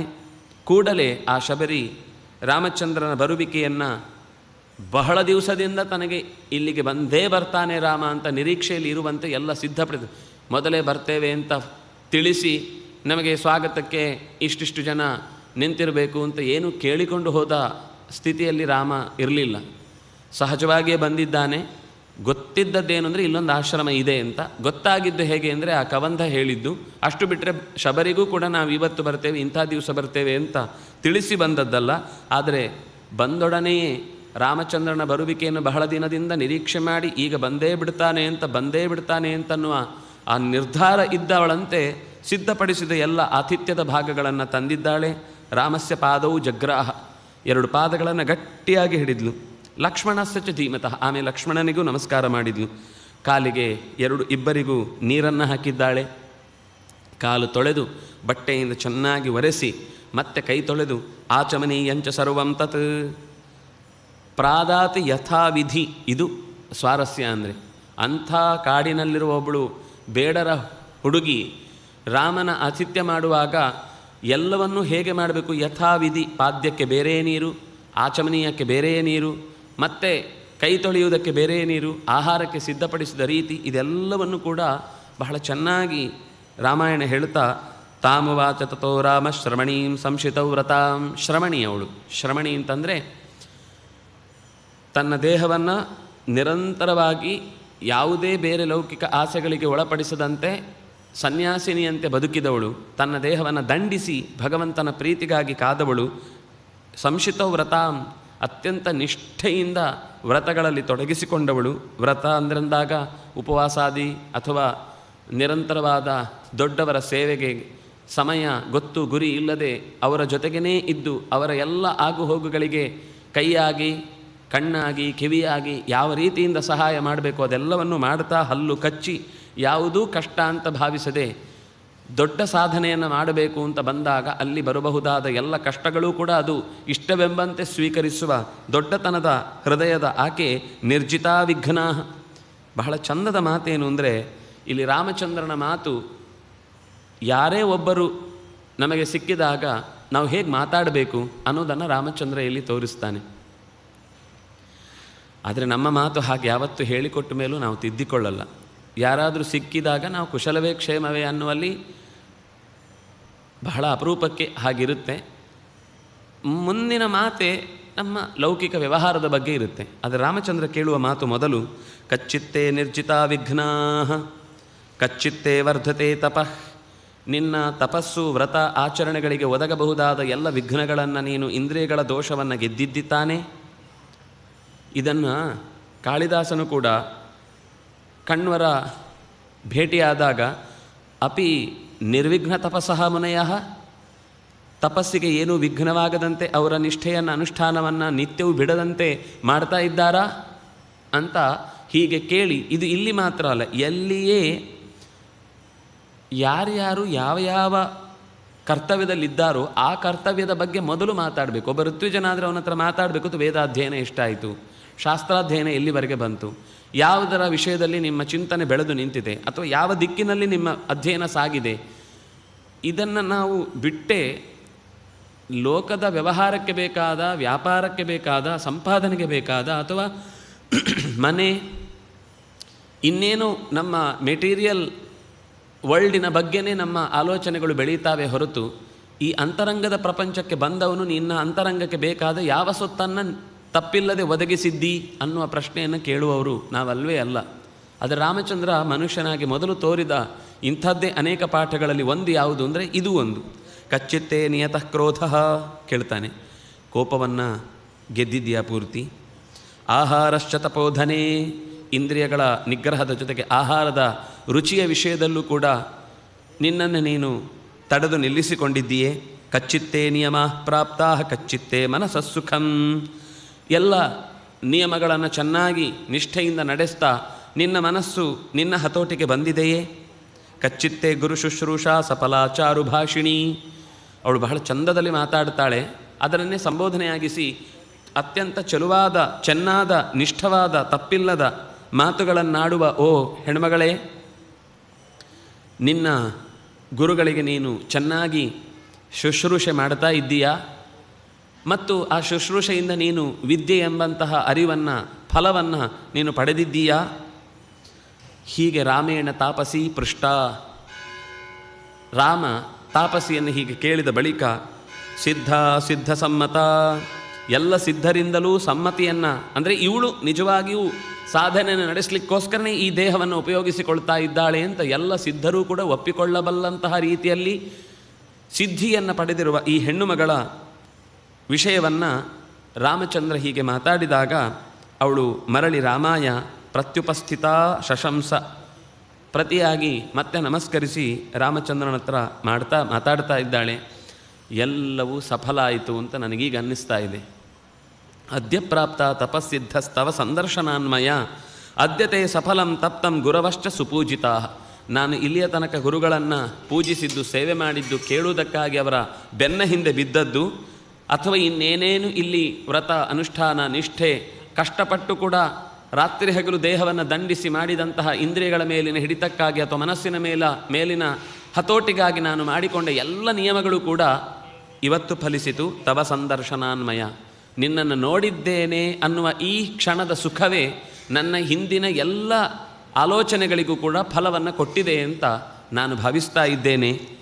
ಅದ್ಯ ಮೇ ಸಫಲಂ ಜನ್ಮ ಸ್ವರ್ಗಶ್ಚೈವ ಭವಿಷ್ಯತಿ ತ್ವಯಿ ದೇವವರೇ ರಾಮ ಪೂಜಿತೆ ಪುರುಷರ್ಷಭ. ಮನುಷ್ಯರಲ್ಲಿಯೇ ಅಥವಾ ಎತ್ತರಕ್ಕೆ ಏರಬೇಕಾದಂತಹ ವ್ಯಕ್ತಿಗಳಲ್ಲಿಯೇ ಹಿರಿಯನೆನಿಸಿದಂತಹ ನೀನು ನನ್ನ ಎದುರುಗಡೆ ಬಂದಿದ್ದಿ ಅನ್ನುವುದೇ ನನ್ನ ಬದುಕಿಗೆ ಒದಗಿದ ದೊಡ್ಡ ಭಾಗ್ಯ. ಅದ್ಯಮೇ ಸಫಲಂ ಜನ್ಮ, ನನ್ನ ಬದುಕು ಇವತ್ತು ಸಾರ್ಥಕವಾಯಿತು. ಸ್ವರ್ಗಶ್ಚೈವ ಭವಿಷ್ಯತಿ, ಮೇಲಿನ ಉನ್ನತವಾದ ಲೋಕಗಳಿಗೆ ಹೋಗುವುದು ಅಂತನ್ನುವುದು ಅದು ನಿನ್ನ ದರ್ಶನದಿಂದ ಸಿಗುವ ಸಹಜವಾದ ಫಲ. ದೇವವರೇ ತ್ವಯಿ, ಈ ಮಾತನ್ನು ಬಹಳ ಗಮನ ಇಟ್ಟು ಕೇಳಬೇಕಾದದ್ದು. ಅವಳಿಗೆ ಒಳ್ಳೆಯ ತತ್ವಜ್ಞಾನ ಇತ್ತು ಅಂತ. ಎಲ್ಲ ದೇವತೆಗಳಿಗೂ ವರವನ್ನು ನೀಡುವ, ಎಲ್ಲ ದೇವತೆಗಳಿಗಿಂತಲೂ ವರಿಷ್ಠ ನೆನೆಸಿದ ನೀನು ಸಿಕ್ಕಿದ ಮೇಲೆ ಪ್ರಸನ್ನೇ ಭಗವತಿ ಶ್ರೀನಿಕೇತನೇ ಕಿಮಲಭ್ಯಂ, ಅತ್ಯಂತ ಪ್ರಸನ್ನನಾದ ಭಗವಂತನೇ ನಮ್ಮೆದುರುಗಡೆ ಬಂದು ನಿಂತು ನಮ್ಮನ್ನು ಅನುಗ್ರಹಿಸಿದ ಅಂತಂದಾಗ ಜಗತ್ತಿನ ಉಳಿದ ಸಣ್ಣ ಪುಟ್ಟ ಆಸೆ ಆಕಾಂಕ್ಷೆಗಳು ಒದಗುವುದಿಲ್ಲ ಅಂತ ನಾವು ಅಂದುಕೊಳ್ಳುವುದುಂಟೆ? ಖಂಡಿತ ಒದಗಿಯೇ ಒದಗತ್ತೆ ಅನ್ನೋದನ್ನು ಅವಳು ಹೇಳ್ತಾಳೆ. ದೇವವರೇ ಪ್ರಸೀದೆ ಪೂಜಿತೆ ಕಿಂ ನ ಲಭ್ಯಂ, ಯಾವುದು ಸಿಗದೆ ಹೋದೀತು? ಖಂಡಿತ ಸಿಕ್ಕೇ ಸಿಕ್ಕಿತು ಅಂತ. ಚಕ್ಷುಷಾ ತವ ಸೌಮ್ಯೇನ ಪೂತಾಸ್ಮಿ ರಘುನಂದನ, ನಿನ್ನ ಮೆತ್ತನೆಯ ರಸವನ್ನು ಹೀರುವ ಅಥವಾ ಕರುಣೆಯನ್ನು ಬೀರುವ ಕಂಗಳ ದೃಷ್ಟಿಗೆ ನಾನು ಬಿದ್ದೆ ಅಂತಂದಾಗಲೇ ನನ್ನ ಬದುಕು ಸಾರ್ಥಕವಾಯಿತು ರಾಮಚಂದ್ರ. ರಘುನಂದನ ಪೂತಾಸ್ಮಿ, ನಾನು ಪವಿತ್ರೀಕೃತಳಾದೆ, ನಾನು ಎಲ್ಲ ಜಾಡ್ಯಗಳಿಂದ ದೂರವಾದೆ, ಎಲ್ಲ ವಿಷ ಪದಾರ್ಥಗಳಿಂದ ಕಳಚಿಕೊಂಡೆ, ನನ್ನ ಎಲ್ಲ ಬೇಗುದಿಗಳಿಂದ ನಾನು ಪಾರಾಗಿ ಬಿಟ್ಟಿದ್ದೇನೆ. ಗಮಿಷ್ಯಾಮ್ಯಕ್ಷಯಾನ್ ಲೋಕಾನ್ ತ್ವತ್ಪ್ರಸಾದಾದರಿಂದಮ, ಖಂಡಿತವಾಗಿಯೂ ದೋಷವಿಲ್ಲದ ನಾಶವಿಲ್ಲದ ಲೋಕಗಳನ್ನು ನಾನು ಹೊಂದುತ್ತೇನೆ. ಚಿತ್ರಕೂಟಂ ತ್ವಯಿ ಪ್ರಾಪ್ತೆ ವಿಮಾನೈರತುಲಪ್ರಭೈ ಇತಸ್ತೆ ದಿವಮಾರೂಢ ಯಾನಹಂ ಪರ್ಯಚಾರಿಷಂ. ನೀನು ಚಿತ್ರಕೂಟದ ಕಡೆಗೆ ಬಂದಾಗಲೇ ಈ ವನದಲ್ಲಿದ್ದಂತಹ ಅನೇಕ ಋಷಿಮುನಿಗಳು ತಮ್ಮ ದೇಹವನ್ನು ತ್ಯಾಗ ಮಾಡಿ ನಿನ್ನನ್ನು ನೆನೆಯುತ್ತಲೇ ಪ್ರಾಣವನ್ನು ಬಿಟ್ಟು ವಿಮಾನಗಳ ಮೂಲಕ ದೇವತೆಗಳು ಕರೆದುಕೊಂಡು ಹೋದ ಸಂಗತಿಯನ್ನು ನಾನು ಇನ್ನೂ ನೆನಪಿಸಿಕೊಳ್ಳುತ್ತಾ ಇದ್ದೇನೆ. ಆಗ ನಾನು ಕೂಡ ಅವರ ಜೊತೆಗೆ ಹೊರಡಬೇಕು. ಯಾರಿಗೆ ನಾನು ಪರಿಚರಣೆ ಮಾಡ್ತಾ ನಿಮ್ಮ ಸೇವೆ ನನಗೆ ಇನ್ನೂ ಬೇಕು, ನಾನು ನಿಮ್ಮ ಜೊತೆಗೆ ಬರ್ತೇನೆ ಅಂತ ಅವರನ್ನು ಕೂಗಿಕೊಂಡೆ. ನನ್ನನ್ನು ಬಿಟ್ಟು ಹೋಗ್ತಿರಲ್ವ, ನೀವು ಮಾತ್ರ ಹೊರಟ್ರಲ್ವಾ ಅಂತ. ಆಗ ಅವರು ನನಗೆ ಹೇಳಿದ ಮಾತು, ತೈಶ್ಚಾಹ ಮುಕ್ತ ಧರ್ಮಜ್ಞೀ, ಅತ್ಯಂತ ಧರ್ಮದ ಸೂಕ್ಷ್ಮಗಳನ್ನು ಬಲ್ಲಂತಹ ಮತಂಗ ಋಷಿಗಳೇ ಮೊದಲಾದ ಹಿರಿಯರೆಲ್ಲರೂ ಸೇರಿ ನನಗಾಗಿ ಹೇಳಿದ ಮಾತು, ಮಹಾಭಾಗೈ, ದೊಡ್ಡ ಭಾಗ್ಯವಂತರು, ಮಹರ್ಷವಿಹಿ ಆಗಮಿಷ್ಯತಿ ತೇ ರಾಮ, ನೀನು ಎಷ್ಟು ದಿವಸದಿಂದ ಕಾಯ್ತಾ ಇರುವಂತಹ ರಾಮಚಂದ್ರ ಇಲ್ಲಿಗೇ ಬರುವವನಿದ್ದಾನೆ. ಸುಪುಣ್ಯಂ ಇದಮಾಶ್ರಮಂ, ಆಗ ಈ ಆಶ್ರಮ ಇನ್ನಷ್ಟು ಪವಿತ್ರಗೊಳ್ಳುತ್ತೆ. ನೀನು ಅವನು ಬಂದಾಗ ಅವನನ್ನು ಪರ್ಯಚರಣೆ ಮಾಡಬೇಕು. ಅದು ನಿನ್ನ ಮುಂದಿನ ಗತಿಗೆ, ಸದ್ಗತಿಗೆ ಕಾರಣವಾಗುವಂಥದ್ದು. ಅಂದರೆ ಅಂತರಂಗದ ಸಾಧನೆಯನ್ನು ಮಾಡುವುದಕ್ಕೆ ಬೇಕಾದಂತಹ ಶಾಸ್ತ್ರಾನುಷ್ಠಾನ, ಪದ್ಯ ಅಥವಾ ಜಿಜ್ಞಾಸೆ ಇತ್ಯಾದಿಗಳನ್ನು ನೀನು ಭಾಗವಹಿಸಿ ಇಲ್ಲಿ ಎಷ್ಟು ಮಾಡಿದರೂ ಕೂಡ ನಿನ್ನ ಪರಿಚರಣೆ ಎನ್ನುವಂತಹ ಶುಶ್ರೂಷೆಗಾಗಿ ನೀನು ಮಾಡಿದಂತಹ ಪರಿಚಾರಕ ಸೇವೆ ಏನಿದೆ, ಇದನ್ನು ಭಗವಂತ ಮೆಚ್ಚುವುದಕ್ಕಾಗಿ ಸ್ವತಃ ತಾನೇ ಇಲ್ಲಿಗೆ ಆಗಮಿಸುವವನಿದ್ದಾನೆ. ತಂಚ ದೃಷ್ಟ್ವಾ ವರಾನ್ ಲೋಕಾನ್ ಅಕ್ಷಯಾನ್ ತ್ವಂ ಗಮಿಷ್ಯಸಿ ಸತೆ ಪ್ರತಿಗ್ರಹೀತವ್ಯ ಸೌಮಿತ್ರಿ ಸಹಿತೋತಿಥಿ. ಅತಿಥಿಯಾಗಿ ಬರ್ತಾನೆ, ಸೌಮಿತ್ರಿಯನ್ನು ಕೂಡಿಕೊಂಡಿರ್ತಾನೆ. ಅವನನ್ನು ನೀನು ಬರಮಾಡಿಕೊಳ್ಳಬೇಕು, ಅವನನ್ನು ನೀನು ಸ್ವಾಗತಿಸಬೇಕು. ಅವನಿಗೆ ಅತಿಥಿಯಾಗಿ ಅವನ ಪಾದ್ಯ, ಅರ್ಘ್ಯ ಈ ಎಲ್ಲ ಆದರಗಳನ್ನು ನೀನು ನಡೆಸಿ ಈ ಆಶ್ರಮದ ಸುತ್ತ ಇಲ್ಲಿರುವ ಎಲ್ಲ ಸಂಗತಿಗಳಿಗೂ ಕೂಡ ಅವನನ್ನು ಸಾಕ್ಷಿಯಾಗುವಂತೆ ಮಾಡಬೇಕು ನೀನು ಅಂತ ಹೀಗೆ ಅವರು ನನಗೆ ಹೇಳಿ ಹೋಗಿದ್ದರು. ಇತಸ್ತೆ ದಿವಮಾರೂಢ ಯಾನಹಂ ಪರ್ಯಚಾರಿಷಂ, ನಾನು ಅವರನ್ನೆಲ್ಲ ಪರಿಚರಣೆ ಮಾಡ್ತಾ ಇದ್ದವರನ್ನೆಲ್ಲ ಈಗ ಕಳೆದುಕೊಂಡಿದ್ದೇನೆ. ಆದರೆ ಅವರು ಹೇಳಿದ ಮಾತಿನಂತೆ ನಿನ್ನನ್ನು ಆರಾಧಿಸಿದ್ದೇನೆ. ಮಯಾತು ವಿವಿಧಂ ವನ್ಯಂ ಸಂಚಿತಂ ಪುರುಷರ್ಷಭ. ಅವರು ಹೇಳಿದ ದಿನಗಳಿಂದಲೂ ಪ್ರತೀ ದಿವಸ ವಿಶೇಷವಾದ ಹಣ್ಣುಗಳನ್ನು, ಹೂಗಳನ್ನು ನಿನಗಾಗಿ ತಂದಿರಿಸ್ತಾ ಇದ್ದೆ. ಆದರೆ ನೀನು ಯಾವತ್ತು ಬರ್ತೀ ಅಂತ ಗೊತ್ತಿಲ್ಲ. ನಿನ್ನೆನೂ ತಂದಿರಿಸಿದ್ದೆ, ಹೊಸತು. ಮೊನ್ನೆನೂ ತಂದಿರಿಸಿದ್ದೆ, ಅದಕ್ಕೂ ವಿಶಿಷ್ಟವಾದದ್ದು. ಪ್ರತಿ ದಿವಸವೂ ಇಂಥದ್ದೇ ತರಿಸಿ ಇಟ್ಟು ನಾನು ನಿನ್ನನ್ನು ಕಾಯ್ತಾ ಇದ್ದೆ. ತವಾರ್ಥೇ ಪುರುಷೌ ವ್ಯಾಘ್ರ ಪಂಪಾಯಾಸ್ತೀರ ಸಂಭವಂ. ಈ ಪಂಪಾ ತೀರದ ಆಚೆ ಈಚೆ ಬಿಟ್ಟ ಎಲ್ಲ ಮರಗಳಿಂದ, ಗಿಡಗಳಿಂದ ನಾನು ಈ ಹೂ ಹಣ್ಣುಗಳನ್ನು ಕಿತ್ತು ನಿನಗಾಗಿ ತಂದಿದ್ದೇನೆ. ವನ್ಯಂ ಸಂಚಿತಂ, ಬಹಳ ದಿನದಿಂದ ಈ ಕೆಲಸವನ್ನು ನಾನು ನಿರಂತರ ಮಾಡ್ತಾ ಇದ್ದೇನೆ. ಮಾಡಿ ನಿನ್ನ ಸೇವೆಗಾಗಿಯೇ ಪ್ರತಿ ಕ್ಷಣವನ್ನು ನಾನು ಕಾದಿದ್ದೇನೆ ರಾಮಚಂದ್ರ. ನಮಗೆ 1 ದಿವಸದ 2 ದಿವಸದ ಏನಾದರೂ ಒಂದು ವ್ಯವಸ್ಥೆಯಲ್ಲಿ ಕಾಯುವಂತಹ ಸಂದರ್ಭ ಬಂದಾಗಲೂ ಎಷ್ಟು ದಿವಸ ಅಂತ ಕಾಯುವುದು, ಯಾವಾಗ ಬರ್ತಾರೆ ಅಂತ ಹೇಳದೇ ಇದ್ದರೆ ನಾವು ಏನು ಅಂತ ಮಾಡೋದು ಅಂತ ನಾವು ಅದರ ಬಗ್ಗೆ ಒಂದು ರೀತಿ ಕುಹಕವನ್ನು ಅಥವಾ ಅಸಹಾಯಕತೆಯನ್ನು ಅಥವಾ ಕಾಯುವುದರ ಬಗ್ಗೆ ನಿರ್ಲಕ್ಷ್ಯವನ್ನು ತಾಳುತ್ತಿದ್ದೆವು. ಆದರೆ ಅವಳು ಹೇಳಿದಂದಿನಿಂದ ಪ್ರತಿ ದಿವಸವೂ ಹಣ್ಣುಗಳನ್ನು ತಂದಿಡುವುದು. ಅಂದು ರಾಮಚಂದ್ರ ಬರಲಿಲ್ಲ ಅಂದರೆ ಅದನ್ನು ಬೇಸರ ಮಾಡಿಕೊಳ್ಳಿಕ್ಕಿಲ್ಲ, ಮತ್ತು ಯಾವುದಾದ್ರೂ ಪ್ರಾಣಿಗಳಿಗೋ ಅಲ್ಲಿರುವಂತಹ ಉಳಿದ ಕಪಿಗಳಿಗೋ ಕೊಟ್ಟು ಸಂತೋಷ ಪಡ್ತಿದ್ಲು. ಇವತ್ತಲ್ಲ ಅಂದರೆ ನಾಳೆ ಮತ್ತೆ ರಾಮಚಂದ್ರ ಬಂದೇ ಬರ್ತಾನೆ. ಯಾಕೆಂದರೆ ಅದು ಋಷಿಗಳ ಮಾತು. ದಿವ್ಯವಾದ ದೇಹವನ್ನು ಹೊಂದಿ ವಿಮಾನಗಳಲ್ಲಿ ಸಾಗುವಾಗ ನನಗಾಗಿ ನುಡಿದ ಆಶೀರ್ವಾದದ ಮಾತು. ಅದು ಸುಳ್ಳಾಗುವುದು ಸಾಧ್ಯನೇ ಇಲ್ಲ. ಯಾಕೆಂದರೆ ಅವರು ಶುಶ್ರೂಷೆ ಮಾಡುವಾಗ ಅವರ ಮಾತಿನ ಪ್ರತಿಯೊಂದು ಅನುಷ್ಠಾನವೂ ಕೂಡ ಅವರ ಜೀವನದಲ್ಲಿ ಯಥಾವತ್ತಾಗಿ ನಡೆಸಿದ್ದನ್ನು ನಾನು ನೋಡಿದ್ದೇನೆ. ಮುಂದೆ ಎಷ್ಟು ಚಂದ ಹೇಳ್ತಾಳೆ ಅಂದರೆ, ಪ್ರತಿ ಅಕ್ಷರಗಳನ್ನು ನಾವು ಬಿಡದೆ ರಾಮಾಯಣದ ಈ ಭಾಗಗಳನ್ನು ಓದಿಕೊಳ್ಳದೆ ಹೋದರೆ ನಾವು ಬದುಕಿನಲ್ಲಿ ಏನು ಕಳೆದುಕೊಂಡಿದ್ದೇವೆ ಎನ್ನುವುದು ಗೊತ್ತಾಗದಷ್ಟು ಅಪರೂಪದ ಮಾತುಗಳನ್ನು ರಾಮಾಯಣದ ಎಲ್ಲ ಮಾತುಗಳು ಹಾಗೆಯೇ. ಅದರಲ್ಲೂ ಕೆಲವು ಪ್ರಸಂಗಗಳಲ್ಲಿ ಬಂದಾಗ ನಮ್ಮ ಜೀವನದ ದಾರಿಗೆ ಒಂದು ತಿರುವನ್ನು ಅಥವಾ ಎಲ್ಲೋ ಒಂದು ಸಣ್ಣ ತುಕ್ಕು ಹಿಡಿದದನ್ನು ಬಿಡಿಸಿದ ತಕ್ಷಣವೇ ಇಡೀ ಚಿಲಕ ತೆರೆದುಕೊಳ್ಳುವಂತೆ, ಇಡೀ ಜೀವನದ ದಾರಿಗೆ ಒಂದು ಒಳ್ಳೆಯ ಪ್ರವಾಹದ ಓಘ ಸಿಗುವಂತೆ ಈ ಮಾತುಗಳು ನಮ್ಮನ್ನು ಎಬ್ಬಿಸಿಯಾವು. ಅಂತಹ ಮಾತುಗಳಲ್ಲಿ ಅವಳು ಹೇಳುವಂಥದ್ದು. ಇಷ್ಟು ಹೇಳಿದ ಮೇಲೆ ಏವ ಮುಕ್ತಸ್ಸ ಧರ್ಮಾತ್ಮ ಶಬರಿಯಾ ಶಬರೀಮಿದಂ ರಾಘವ ಪ್ರಾಹ ವಿಜ್ಞಾನೇ ತಾಂ ನಿತ್ಯಂ ಅಬಹಿಷ್ಕೃತಾಂ. ಒಂದರ್ಥದಲ್ಲಿ ಶಾಸ್ತ್ರದ ಗ್ರಂಥಾವಲೋಕನ ಇತ್ಯಾದಿ ಕೆಲಸಗಳಲ್ಲಿ ಆಕೆಗೆ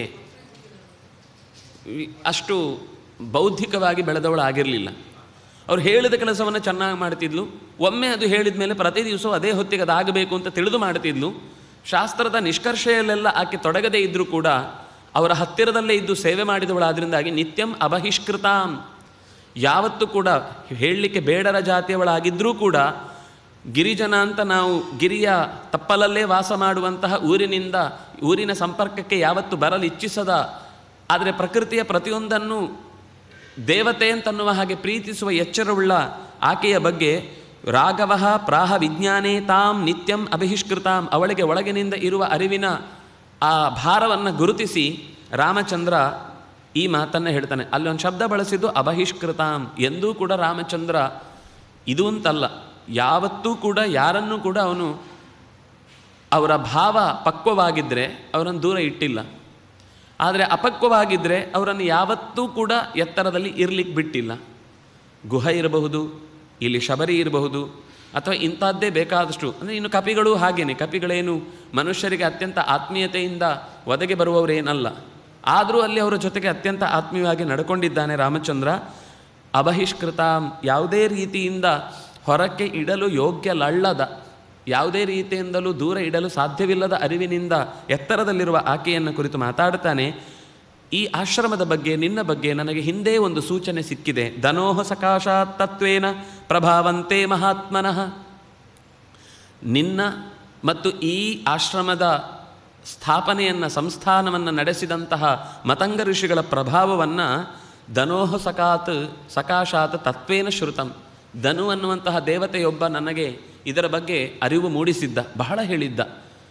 ತುಂಬ ಸಾಧ್ವಿ ಶಿರೋಮಣಿ ಇದ್ದಾಳೆ, ಅತ್ಯಂತ ನಿಷ್ಠೆಯಿಂದ ತನ್ನ ಗುರುಗಳ ಸೇವೆಯನ್ನು ಮಾಡಿದವಳು. ಅಂದರೆ ಗಮನಿಸಿದರೆ ಪ್ರತಿಯೊಂದು ಕ್ಷಣದಲ್ಲೂ ಸೇವೆ ಅನ್ನುವಂಥದ್ದು ನಿರ್ವ್ಯಾಜವಾಗಿ ಇದ್ದರೆ, ಪ್ರಾಮಾಣಿಕವಾಗಿ ನಾವು ಆ ಸೇವೆಯನ್ನು ನಡೆಸಿದ್ದು ಹೌದಾದರೆ ಅದರ ಫಲ ಖಂಡಿತ ಭಗವದ್ ದರ್ಶನಕ್ಕೆ ಕಾರಣ ಆಗುತ್ತೆ ಅನ್ನೋದಕ್ಕೆ ಈ ಶಬರಿಯೇ ಸಾಕ್ಷಿ. ಅವಳು ಯಾವುದೇ ಶಾಸ್ತ್ರದ ಒಳಗೆ ಇಳಿದು ಪ್ರತಿಯೊಂದನ್ನು ಬಿಡಿಸಿ ಬಿಡಿಸಿ ವಿಮರ್ಶೆ ಮಾಡಿ ತಿಳಿದವಳಲ್ಲ. ಆದರೆ ಮಾಡುವ ಕೆಲಸವನ್ನು ನಿಷ್ಠೆಯಿಂದ ಇದು ಗುರುಗಳ ಸೇವೆ, ಇದು ದೇವರ ಸೇವೆ ಅಂತ ಭಾವಿಸಿ ಮಾಡಿದವಳು. ಹಾಗಾಗಿ ಎಷ್ಟೋ ಸರ್ತಿ ನಮಗೊಂದು ಭ್ರಮೆ ಇದೆ, ಯಾವುದೋ ಶಾಸ್ತ್ರದ ಪ್ರವೇಶ ಇದ್ದು ವೇಷಭೂಷಣಗಳಿಂದ ಆ ಎತ್ತರಕ್ಕೆ ಏರಿದವರಿಗೆ ಮಾತ್ರ ಭಗವಂತ ಒಲಿಯುತ್ತಾನೆ ಅಂತ. ಹಾಗೇನೂ ಇಲ್ಲ. ಅವರವರಿಗೆ ಯೋಗ್ಯವಾದ ಕರ್ತವ್ಯದಲ್ಲಿ ಅವರು ಪ್ರಾಮಾಣಿಕವಾಗಿ ತೊಡಗಿದ್ರೆ, ಆದರೆ ಓದಲಿಕ್ಕೆ ಅರ್ಹತೆ ಇದ್ದವನು ಆ ಕೆಲಸ ಮಾಡದೆ ಇನ್ಯಾವುದೋ ಕೆಲಸ ಮಾಡ್ತಾನೆ ಅಂದರೆ ಪರಧರ್ಮೋ ಭಯಾವಹ, ಅದರಲ್ಲೂ ಎಚ್ಚರ ಇರಬೇಕು. ಆದರೆ ನಮಗೆ ಸಾಮಾಜಿಕವಾದ ಒಂದು ಕಟ್ಟಳೆಯಿಂದಲೇ ನಾವು ಅದರಿಂದ ದೂರವಾಗಿ ನಮಗೆ ಬೇಕಾದ್ದನ್ನು ಪಡೀಲಿಕ್ಕಾಗಲಿಲ್ಲ ಅನ್ನುವ ವ್ಯಥೆಯಿಂದ ನಾವು ಅಕಸ್ಮಾತು ಬೇಸರ ಪಟ್ಕೊಳ್ತೇವೆ ಅಂದರೆ ನಾವು ಮೂರ್ಖರಾಗ್ತೇವೆ ಅಂತ ರಾಮಾಯಣ ಎಚ್ಚರಿಸುವಂಥದ್ದು. ನಾವು ಮಾಡುವ ಹೂ ತಂದುಕೊಡುವ ಕೆಲಸವೋ ಅಥವಾ ಶುದ್ಧಿಗೊಳಿಸುವ ಕೆಲಸವೋ ಅಥವಾ ಏನೋ ಹಸುಗಳಿಗೆ ಹುಲ್ಲು ಹಾಕುವುದಷ್ಟೇ ನಮ್ಮ ಕೆಲಸವೋ, ಯಾವ ಕೆಲಸ ಆದರೂ ಸರಿ, ನಮಗೆ ಒದಗಿದ ಕೆಲಸ, ನಮಗೆ ದಕ್ಕಿದ ಕೆಲಸವನ್ನೇ ಸೇವೆ ಅನ್ನುವ ದೃಷ್ಟಿಯಿಂದ, ಪರಮಾತ್ಮನ ಪೂಜೆ ಎನ್ನುವ ದೃಷ್ಟಿಯಿಂದ ನಡೆಸಿದರೆ ಅದರ ಫಲ ಖಂಡಿತ ಜೀವನದಲ್ಲಿ ಸಿಗದೆ ಹೋಗೋದು ಸಾಧ್ಯ ಇಲ್ಲ. ಅಲ್ಲ, ತಿಳ್ಕೊಳ್ಳಿಕ್ಕೆ ಅವಕಾಶ ಸಿಕ್ಕಿತ್ತು, ಖಂಡಿತ ತಿಳ್ಕೊಳ್ಬೇಕು. ತಿಳ್ಕೊಳ್ಳಿಕ್ಕೆ ವಿಶೇಷವಾದ ಒಂದು ವ್ಯವಸ್ಥೆ ಆಗಿದೆ, ಆಗ ಖಂಡಿತ ನಾವು ಅರಿವಿಗಾಗಿ ತಲೆಯನ್ನು ಕೊಡಲೇಬೇಕು. ಆದರೆ ಅದೊಂದೇ ಜೀವನಕ್ಕೆ ದಾರಿ, ಅದೊಂದೇ ಬದುಕಿಗೆ ಉನ್ನತಿಯನ್ನು ತಂದುಕೊಡುತ್ತೆ ಅಂತನ್ನುವ ದಡ್ಡತನದ ಯೋಚನೆಗಳನ್ನು ಮಾತ್ರ ಮಾಡಕೂಡದು ಅನ್ನುವ ರೀತಿಯಲ್ಲಿ ಈ ಪ್ರಸಂಗ ನಮ್ಮನ್ನು ಎಚ್ಚರಿಸ್ತಾ, ಶ್ರುತಂ ಪ್ರತ್ಯಕ್ಷಮಿಚ್ಛಾಮಿ ಸಂದ್ರಷ್ಟುಂ ಯದಿ ಮನ್ಯಸೇ. ತಾಯಿ, ನನಗೊಂದು ಬಯಕೆ, ಈ ಮತಂಗರ ಆಶ್ರಮವನ್ನು ನೀನು ಪರಿಪಾಲಿಸಿದ ರೀತಿಯನ್ನು ನೋಡಬೇಕೆಂಬ ಉತ್ಕಟವಾದ ಬಯಕೆ ನನಗುಂಟಾಗಿದೆ. ಕರ್ಕೊಂಡು ಹೋಗ್ತೀಯಾ? ಎಲ್ಲ ಕಡೆಗೆ ನನ್ನನ್ನು ಕರ್ಕೊಂಡು ಹೋಗಿ ಇಲ್ಲಿರುವ, ಅಂದರೆ ಸಿದ್ಧರು ಓಡಾಡಿದ ಈ ಜಾಗದ ಪರಿಚಯವನ್ನು ನನಗೆ ಮಾಡಿಸ್ತೀಯಾ ಅಂತ ಪ್ರತ್ಯಕ್ಷಮಿಚ್ಛಾಮಿ, ನಾನು ನೇರ ನೋಡಬೇಕು ಅಂತ ಅದನ್ನು ಬಯಸ್ತೇನೆ ಅಂತ ಹೀಗೆ ರಾಮಚಂದ್ರ ಆ ಶಬರಿಗೆ ಹೇಳ್ತಾನೆ. ಏತತ್ತು ವಚನಂ ಶ್ರುತ್ವಾ ರಾಮವಕ್ತ್ರಾದ್ವಿನಿಸೃತಂ ಶಬರಿ ದರ್ಶಯಾಮಾಸ ತಾವುಭೌ ತದ್ವನಂ ಮಹತ್. ದೊಡ್ಡವನ, ಚಿಕ್ಕದೇನೂ ಅಲ್ಲ, ಅಥವಾ ಮೊದಲೇ ಸಿದ್ಧಪಡಿಸಿದ ದಾರಿಯಿಂದ ಕೂಡಿದ ವನವೂ ಅಲ್ಲ. ಅಲ್ಲಲ್ಲಲ್ಲಿ ಹೇಗೆ ತಾನು ವನ ಅಂದರೆ ಯಾವತ್ತೂ ಕೂಡ ಅತ್ಯಂತ ಗೌರವಕ್ಕೆ ಪಾತ್ರವಾಗುವಂಥದ್ದು ಅಂತ ಶಬ್ದದ ಅರ್ಥ. ವನ ಸಂಭಕ್ತವು ಅನ್ನುವ ಧಾತುವಿನಿಂದಲೇ ಹುಟ್ಟಿದ ಶಬ್ದ ಅದು. ಆದರೆ ನಮಗೆ ವನ ಅಂದರೆ ಗಿಡಗಳು ಮರಗಳು ಇರುವಂಥದ್ದು ಅಂತಷ್ಟೇ. ಆದರೆ ಭಜನೀಯ, ವನನೀಯ ಅಂದರೆ ಸೇವನೀಯ, ನಮ್ಮಿಂದ ನಿರಂತರ ರಕ್ಷಣೆಗೆ ಒಳಪಡಬೇಕಾದ ಮತ್ತು ಅದರ ಬಗ್ಗೆ ಸರಿಯಾದ ತಿಳುವಳಿಕೆಯಿಂದಾಗಿ ಅದನ್ನು ಉಳಿಸಿಕೊಳ್ಳುವ ಹೊಣೆಗಾರಿಕೆಯಿಂದ ತಪ್ಪಿಸಿಕೊಳ್ಳಲಾಗದಂತಹ ಸೊತ್ತು ವನ ಅಂತ. ತದ್ವನಂ ಮಹತ್, ಆ ದೊಡ್ಡ ವನವನ್ನು ಆಕೆ ದರ್ಶಯಾಮಾಸ, ಎಲ್ಲ ಹೆಜ್ಜೆ ಹೆಜ್ಜೆ ಕರ್ಕೊಂಡು ಹೋಗಿ ತೋರಿಸ್ತಾ ಇದ್ಲು. ತೋರಿಸುವಾಗ ಹೇಳುವ ಮಾತು, ಪಶ್ಯ ಮೇಘಗನ ಪ್ರಖ್ಯಂ ಮೃಗಪಕ್ಷಿ ಸಮಾಕುಲಂ ಮತಂಗವನಮಿತ್ಯೇವ ವಿಶ್ರುತಂ ರಘುನಂದನ. ನೋಡು ರಾಮಚಂದ್ರ, ಮೋಡದಂತೆ ಗಿಡಿದಾಗಿ ಎಲ್ಲ ಮರಗಳು ಎಷ್ಟು ಒತ್ತಟ್ಟಿಗೆ ಬೆಳೆದು ನಿಂತಿವೆ.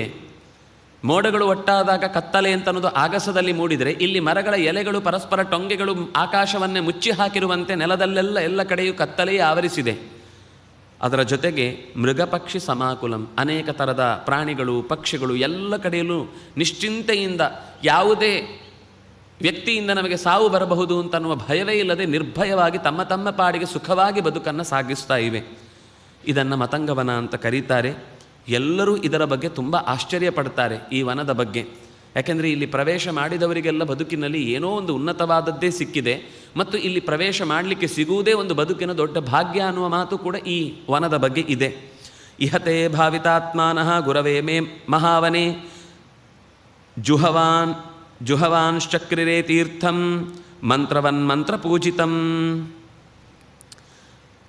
ಭಾವಿತಾತ್ಮಾನಃ, ನಿರಂತರವಾಗಿ ಹೃದಯದಲ್ಲಿ ಭಗವಂತನನ್ನು ಭಾವಿಸಿಕೊಂಡು ಅಂತರ್ಯಾಮಿಯಾಗಿ ಭಗವಂತನನ್ನು ಚಿಂತಿಸಿದವರೆಲ್ಲರೂ ಕೂಡ ಮೇ ಗುರವಃ, ಅದರಲ್ಲೊಂದು ಅಭಿಮಾನ, ನನ್ನ ಗುರುಗಳು ಅಂದರೆ ಪ್ರತಿಯೊಂದು ಸಂದರ್ಭದಲ್ಲೂ ಬೇರೆ ಯಾವುದರ ಬಗ್ಗೆಯೂ ನಾನು ನನ್ನದು ಅಂತ ಆಡದವಳು ಗುರುಗಳ ವಿಷಯದಲ್ಲಿ, ಸೇವೆಯನ್ನು ವಿಷಯದಲ್ಲಿ, ಸಿಕ್ಕಿದ ಭಾಗ್ಯದ ವಿಷಯದಲ್ಲಿ ನೆನಪಿಸಿಕೊಂಡು ಹೆಮ್ಮೆ ಪಡ್ತಾಳೆ. ಮೇ ಗುರವಃ ಅಸ್ಮಿನ್ ಮಹಾವನೆ, ಈ ಮಹಾವನದಲ್ಲಿ ನಿರಂತರ ಜುಹವಾಂಚಕ್ರಿರೆ, ಅನೇಕ ಯಾಗ ಯಜ್ಞಗಳನ್ನೆಲ್ಲ ನಡೆಸಿದ್ದಾರೆ. ತೀರ್ಥಂ, ಅನೇಕ ತೀರ್ಥಗಳನ್ನೆಲ್ಲ ಇಲ್ಲಿ ತರಿಸಿದ್ದಾರೆ. ಮಂತ್ರಗಳ ಮೂಲಕ ಭಗವಂತನನ್ನು ಮೆಚ್ಚಿಸಿದ್ದಾರೆ, ಪೂಜಿಸಿದ್ದಾರೆ. ಇಯಂ ಪ್ರತ್ಯಕ್ಷಸ್ಥಳೀ, ಒಂದು ಜಾಗಕ್ಕೆ ಬರ್ತಾಳೆ.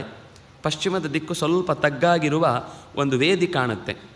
ಆ ವೇದಿ ಹತ್ರ ಬಂದರು. ವೇದಿರ್ಯತ್ರ ತೇಮೇ ಸುಸತ್ಕೃತಾ, ಅವರು ಇಲ್ಲಿ ಕೂತಾಗ ನಿತ್ಯದ ಅವರ ಕೆಲಸಕ್ಕೆ ಮೇ ಸುಸತ್ಕೃತಾ, ನಾನು ಅವರನ್ನು ಇಲ್ಲಿ ಚೆನ್ನಾಗಿ ಅವರಿಗೆ ಬೇಕಾದ ವ್ಯವಸ್ಥೆಯನ್ನು ಮಾಡಿ ಪರಿಚರಣೆ ಮಾಡ್ತಾ ಇದ್ದೆ, ಸೇವೆ ಮಾಡ್ತಾ ಇದ್ದೆ. ಪುಷ್ಪಗಳನ್ನೆಲ್ಲ ತಂದು ನಾನು ಇಲ್ಲಿ ಇಟ್ಟರೆ ಅವರು ಶ್ರಮಾತ್ ವೇಪಿಭಿಹಿ ಕರೈಹಿ, ನಡುಗುತ್ತಿರುವ ತಮ್ಮ ಕೈಗಳಿಂದ, ದೇಹ ಪೂರ್ತಿ ಜೀರ್ಣವಾಗಿದ್ದರೂ ಕೂಡ ತಮ್ಮ ಪೂಜೆ ಅನುಷ್ಠಾನಗಳನ್ನು ಬಿಡ್ತಿರಲಿಲ್ಲ. ಇಲ್ಲಿ ಮಾಡಿದ ವಿಶೇಷವಾದ ವೇದಿಯಲ್ಲಿ, ದೇವ ಪೂಜಾ ನಡೆಯುವ ಜಾಗದಲ್ಲಿ ಭಗವಂತನ ಅರ್ಚೆಗಳನ್ನು ಎದುರಿಗಿಟ್ಟುಕೊಂಡು ಅದೇ ನಡುಗುವ ಕೈಗಳಿಂದ ನಾನು ತಂದಿಟ್ಟ ಪುಷ್ಪಗಳನ್ನು ಅರ್ಚಿಸಿ ಭಗವಂತನ ಹೆಸರು ಹೇಳಿ, ಪ್ರತಿಯೊಂದು ಹೆಸರು ಹೇಳು ಕಣ್ಣು ಮುಚ್ಚಿ ಪ್ರಾರ್ಥನೆ ಮಾಡಿ ಅರ್ಪಿಸುವಂತಹ ಆ ದೃಶ್ಯ ನನ್ನ ಕಣ್ಣ ಮುಂದೆ ಹಾಗೇ ಇದೆ. ಪುಷ್ಪೋಪಹಾರಂ ಕುರುಬಂತಿ, ಪುಷ್ಪಾರ್ಚನೆಯನ್ನು ಮಾಡ್ತಾ ಇದ್ದರು. ಶ್ರಮಾತ್, ಕಷ್ಟ ಆಗ್ತಾ ಇತ್ತು ಅವರಿಗೆ, ಏಳುವುದು ಕೂಡುವುದು. ನಾವು ಒಂದು ಸಣ್ಣ ತೊಂದರೆ ಆದಾಗಲೇ ಬೇಡ ಎಲ್ಲ ಕೆಲಸಕ್ಕೆ ಇವತ್ತು ರಜೆ ಕೊಟ್ಟುಬಿಡೋಣ ಅಂತ ಅಂದ್ಕೊಳ್ತೇವೆ. ಆದರೆ ಅವರು ದೇಹದಲ್ಲಿ ಜರ್ಜರಿತರಾಗಿ ನಡೆಯುವುದಕ್ಕೆ ಸಾಧ್ಯವೇ ಇಲ್ಲ ಅನ್ನುವ ಸ್ಥಿತಿಯಲ್ಲಿದ್ದಾಗಲೂ ವೇಪಿಬಿಹಿ, ಆ ಶಬ್ದದ ಒಂದೊಂದು ಮಾತು ಕೂಡ ನಡುಗುವ ಕೈಗಳಿಂದ ದೇವರನ್ನು ಅರ್ಚಿಸ್ತಾ ಇದ್ರು, ಬಿಡ್ತಾ ಇರಲಿಲ್ಲ ಅಂತ. ತೇಷಾಂ ತಪಃ ಪ್ರಭಾವೇನ ಪಶ್ಯಾದ್ಯಾಪಿ ರಘುದ್ವಃ ದ್ಯೋತಯಂತಿ ದಶಸ್ಸರ್ವಾ ಶ್ರಿಯಾ ವೇದ್ಯೋತ್ ಅತಿ ದುರ್ಲಭಾ. ನೀನು ಗಮನಿಸು, ಈ ವೇದಿಯ ಪರಿಸರದಲ್ಲಿ ಆ ಕಾಡಿನಲ್ಲಿ ಎಷ್ಟು ದಟ್ಟ ಜಮಾವಣೆ ಆಗಿದೆ, ಕತ್ತಲೆ. ಆದರೆ ಈ ಪ್ರದೇಶದಲ್ಲಿ ಅವರು ಓಡಾಡಿದ ಈ ಎಲ್ಲ ಜಾಗಗಳಲ್ಲಿ ತುಂಬ ಬೆಳಕು ತನ್ನಿಂದ ತಾನೇ ತುಂಬಿಕೊಂಡಿದೆ. ಅವರು ಇಲ್ಲದೇ ಇದ್ದರೂ ಅವರ ತಪಸ್ಸಿನ ಪ್ರಭಾವದಿಂದ ಒಂದು ಸುಂದರವಾದ ನಿರ್ಭಯತೆ ಮತ್ತು ಬೆಳಕು ಹೇಗೆ ತುಂಬಿದೆ ಅನ್ನೋದನ್ನು ನೀನು ಗಮನಿಸಿ. ಅತುಲ ಪ್ರಭಾ, ಅತ್ಯಂತ ಕಾಂತಿಯುಕ್ತವಾದಂತಹ ವೇದಿ ಇದಾಗಿದ್ದು ಈ ಪರಿಸರದಲ್ಲಿ ಎಲ್ಲರಿಗೂ ಕೂಡ ತಮ್ಮ ತಮ್ಮ ಆಲೋಚನೆಗಳನ್ನು ಕೂತು ಯೋಚಿಸಲಿಕ್ಕದೊಂದು ಅವಕಾಶ ಇದೆ. ದ್ಯೋತಯಂತಿ ದಿಶಃ, ಎಲ್ಲ ದಿಕ್ಕುಗಳನ್ನು ಈ ಪ್ರದೇಶ ಬೆಳಗುತ್ತಾ ಇದೆ. ಅಶಕ್ನುವದ್ಭಿಃ ತೈರ್ಗಂತುಂ ಉಪವಾಸ ಶ್ರಮಾಲಸೈಃ ಚಿಂತಿತೇಭ್ಯಾಗತಾನ್ ಪಶ್ಯ ಸಹಿತಾನ್ ಸಪ್ತಸಾಗರಾನ್. ಅವರಿಗೆ ನಿತ್ಯವೂ ತುಂಬ ದೂರದ ತನಕ ಹೋಗಿ ಸ್ನಾನ ಮಾಡಿ ಬರುವುದೆಲ್ಲ ಕಷ್ಟ ಆಗ್ತಾ ಇತ್ತು. ಅದಕ್ಕೆ ಇದೇ ನಾನು ಈ ವೇದಿಯ ಪಕ್ಕದಲ್ಲಿ ಕಾಣ್ತಾ ಇರುವಂತಹ ಒಂದು ತಟದಲ್ಲಿ ಅವರು ಸಪ್ತಸಾಗರವನ್ನೂ ಕೂಡ ಆ ಸಪ್ತಸಾಗರದ ಎಲ್ಲ ದೇವತೆಗಳನ್ನು ಆಹ್ವಾನಿಸಿ ಇಲ್ಲೇ ಸಪ್ತಸಾಗರದ ಸಾನ್ನಿಧ್ಯವನ್ನು ಉಂಟು ಮಾಡಿ ಅಲ್ಲಿ ಮಿಂದು ಬಂದು ಭಗವಂತನ ಪೂಜೆಯನ್ನು ಮಾಡ್ತಾ ಇದ್ರು. ಸಾಗರಗಳೇ ಬಂದಿವೆ ಅಂದಮೇಲೆ ಇನ್ನು ನದ್ಯಾಭಿಮಾನಿಗಳು ಬರದೇ ಇರ್ತಾರಾ? ವರುಣನೇ ಬಂದ ಮೇಲೆ ವರುಣನ ಮಡದಿಯರು ಬಾರದೇ ಇರ್ತಾರಾ? ಎಲ್ಲರೂ ಇಲ್ಲಿ ಬಂದು ಒಟ್ಟಿಗೆ ನಿಂತಿದ್ರು. ಚಿಂತಿತೇನ ನೆನಪಿಸಿಕೊಂಡಾಗ, ಚಿಂತಿತೇನ ಅಭ್ಯಾಗತಾನ್, ಕರೆದೊಡನೆ ಓಡಿ ಬರುವ ದೇವತೆಗಳೆಲ್ಲರೂ ಸೇರಿ ಈ ಸಪ್ತಸಾಗರದ ಸಾನ್ನಿಧ್ಯ ಸಹಿತಾನ್ ಸಪ್ತಸಾಗರಾನ್ ಎಲ್ಲವೂ ಸೇರಿ ಇಲ್ಲಿ ನೆಲೆಗೊಳ್ತಾ ಇತ್ತು. ಅಂಥದ್ರಲ್ಲಿ ಅವರು ಕೃತಾಭಿಷೇಕೈ, ದೇವರಿಗೆ ವಿಶೇಷವಾದ ಅಭಿಷೇಕವನ್ನು ಮಾಡ್ತಾ ಇದ್ರು.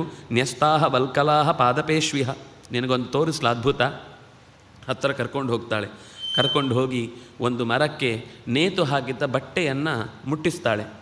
ಮುಟ್ಟಿಸಿ ಹೇಳ್ತಾಳೆ, ನ್ಯಸ್ತಾಹ ವಲ್ಕಲಾಹ, ಅವರು ಹೋಗುವಾಗ ಒಣಗಲಿಕ್ಕೆ ಅಂತ ಹಾಕಿ ಇಟ್ಟು ಹೋದ ಬಟ್ಟೆ ಇದು. ಅದು ಅದ್ಯಾಪಿ ನಾವಶುಷ್ಯಂತಿ, ಅವರು ಬಿಟ್ಟು ಹೋದ ದಿವಸ ಹಾಕಿದಂತಹ ಈ ಬಟ್ಟೆ ಇದೆಯಲ್ವಾ, ಅದು ಇನ್ನೂ ಒಣಗಿಯೇ ಇಲ್ಲ. ಅಂದರೆ ಅವರನ್ನು ಬಿಟ್ಟು ಹೋದ ಬಟ್ಟೆ ನಾನು ಒಣಗಿದ್ರೆ ಅವರ ಸಾನ್ನಿಧ್ಯವನ್ನು ಪೂರ್ತಿ ಕಳ್ಕೊಂಡ ಹಾಗೆ, ಅವರ ಮೈ ಮೇಲಿನ ಒದ್ದೆಯನ್ನೇ ನಾನು ಹಿಡಿದುಕೊಂಡು ನನ್ನ ಬದುಕಿಗೆ ಸಾರ್ಥಕ್ಕೆ ತಂದುಕೊಳ್ತೇನೆ ಅನ್ನುವ ಹಾಗೆ ಅಲ್ಲಿಯ ಪರಿಸರದಲ್ಲಿ ಅದ್ಯಾಪಿ ನಾವಶುಷ್ಯಂತಿ ಪ್ರದೇಶೇ ರಘುನಂದನ, ಈ ಪ್ರದೇಶ ಇಡೀ ಅತ್ಯಂತ ತಂಪಾಗಿದೆ, ಈ ಬಟ್ಟೆಯು ಹಾಗೆ ಒದ್ದೆ ಇದೆ. ದೇವಕಾರ್ಯಾಣಿ ಕುರುವದ್ಭಿಃ ಯಾನಿ ಮಾನಿ ಕೃತಾನಿ ವೈ ಪುಷ್ಪೈ ಕುವಲಯೈ ಸಾರ್ಧಂ ಲಾನತ್ವಂ ನೋಪಯಾಂತಿ ವೈ, ಅವರು ಸ್ಪರ್ಶಿಸಿ ದೇವಕಾರ್ಯಕ್ಕಾಗಿ ಉಪಯೋಗಿಸಿದ ಈ ಎಲ್ಲ ಪುಷ್ಪಗಳು ಇವತ್ತಿಗೂ ಹೀಗೆ ಬಾಡದೆ ನಿನ್ನ ಮುಂದೆ ನೋಡು ಶೋಭಿಸ್ತಾ ಇದೆ ಅಂದರೆ ಅದು ಅವರ ಕೈಯ ಸ್ಪರ್ಶಕ್ಕೆ ಒಳಗಾಗಿ ಅಮೃತತ್ವವನ್ನು ಪಡೆದಂತೆ ಬಾಡದೆ ಹಾಗೆ ಉಳಿದೆ. ಮ್ಲಾನತ್ವಂ ನೋಪಯಾಂತಿ ವೈ, ಇಲ್ಲಿರುವ ಈ ಹೂಗಳು ಯಾವುದೂ ಕೂಡ ದೇವತೆಗಳ ಪೂಜೆಗಾಗಿ ಬಳಸಲ್ಪಟ್ಟವುಗಳು ಬಾಡಿಯೇ ಹೋಗಲ್ಲ, ಬಾಡಿ ಹೋಗ್ತಾನೇ ಇಲ್ಲ.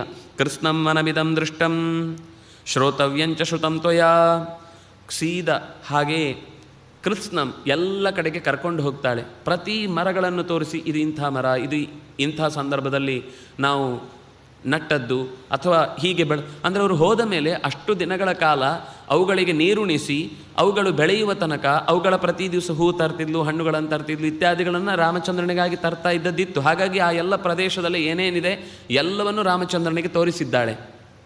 ಕೊನೆಗೆ ಹೇಳುತ್ತಾಳೆ, ವನಮಿದಂ ದೃಷ್ಟಂ, ಎಲ್ಲ ಆಶ್ರಮದ ಪರಿಸರದ ಎಲ್ಲ ಮರಗಳನ್ನು ಗಿಡಗಳನ್ನು ಇಲ್ಲಿಯ ಬಗೆ ಬಗೆಯ ಋಷಿಗಳ ಸಾಧನೆ ತಪಗೈದ ಪ್ರದೇಶಗಳನ್ನೆಲ್ಲ ನೀನು ನೋಡಿದಿ ತಾನೆ.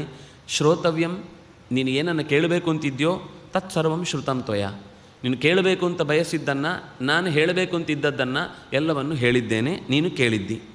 ತದಿಚ್ಛಾಮ್ಯಹಂ ಅಭ್ಯನುಜ್ಞಾತ ತ್ಯಕ್ತುಮೇ ತತ್ ಕಲೇಬರಂ, ಈಗ ನನ್ನ ಸರದಿ, ನಾನು ನಿನ್ನ ಹತ್ರ ಒಂದು ಕೇಳಲಿಕ್ಕಿದೆ, ನನಗೆ ಅದಕ್ಕೆ ನೀನು ಒಪ್ಪಿಗೆಯನ್ನು ಕೊಡಬೇಕು.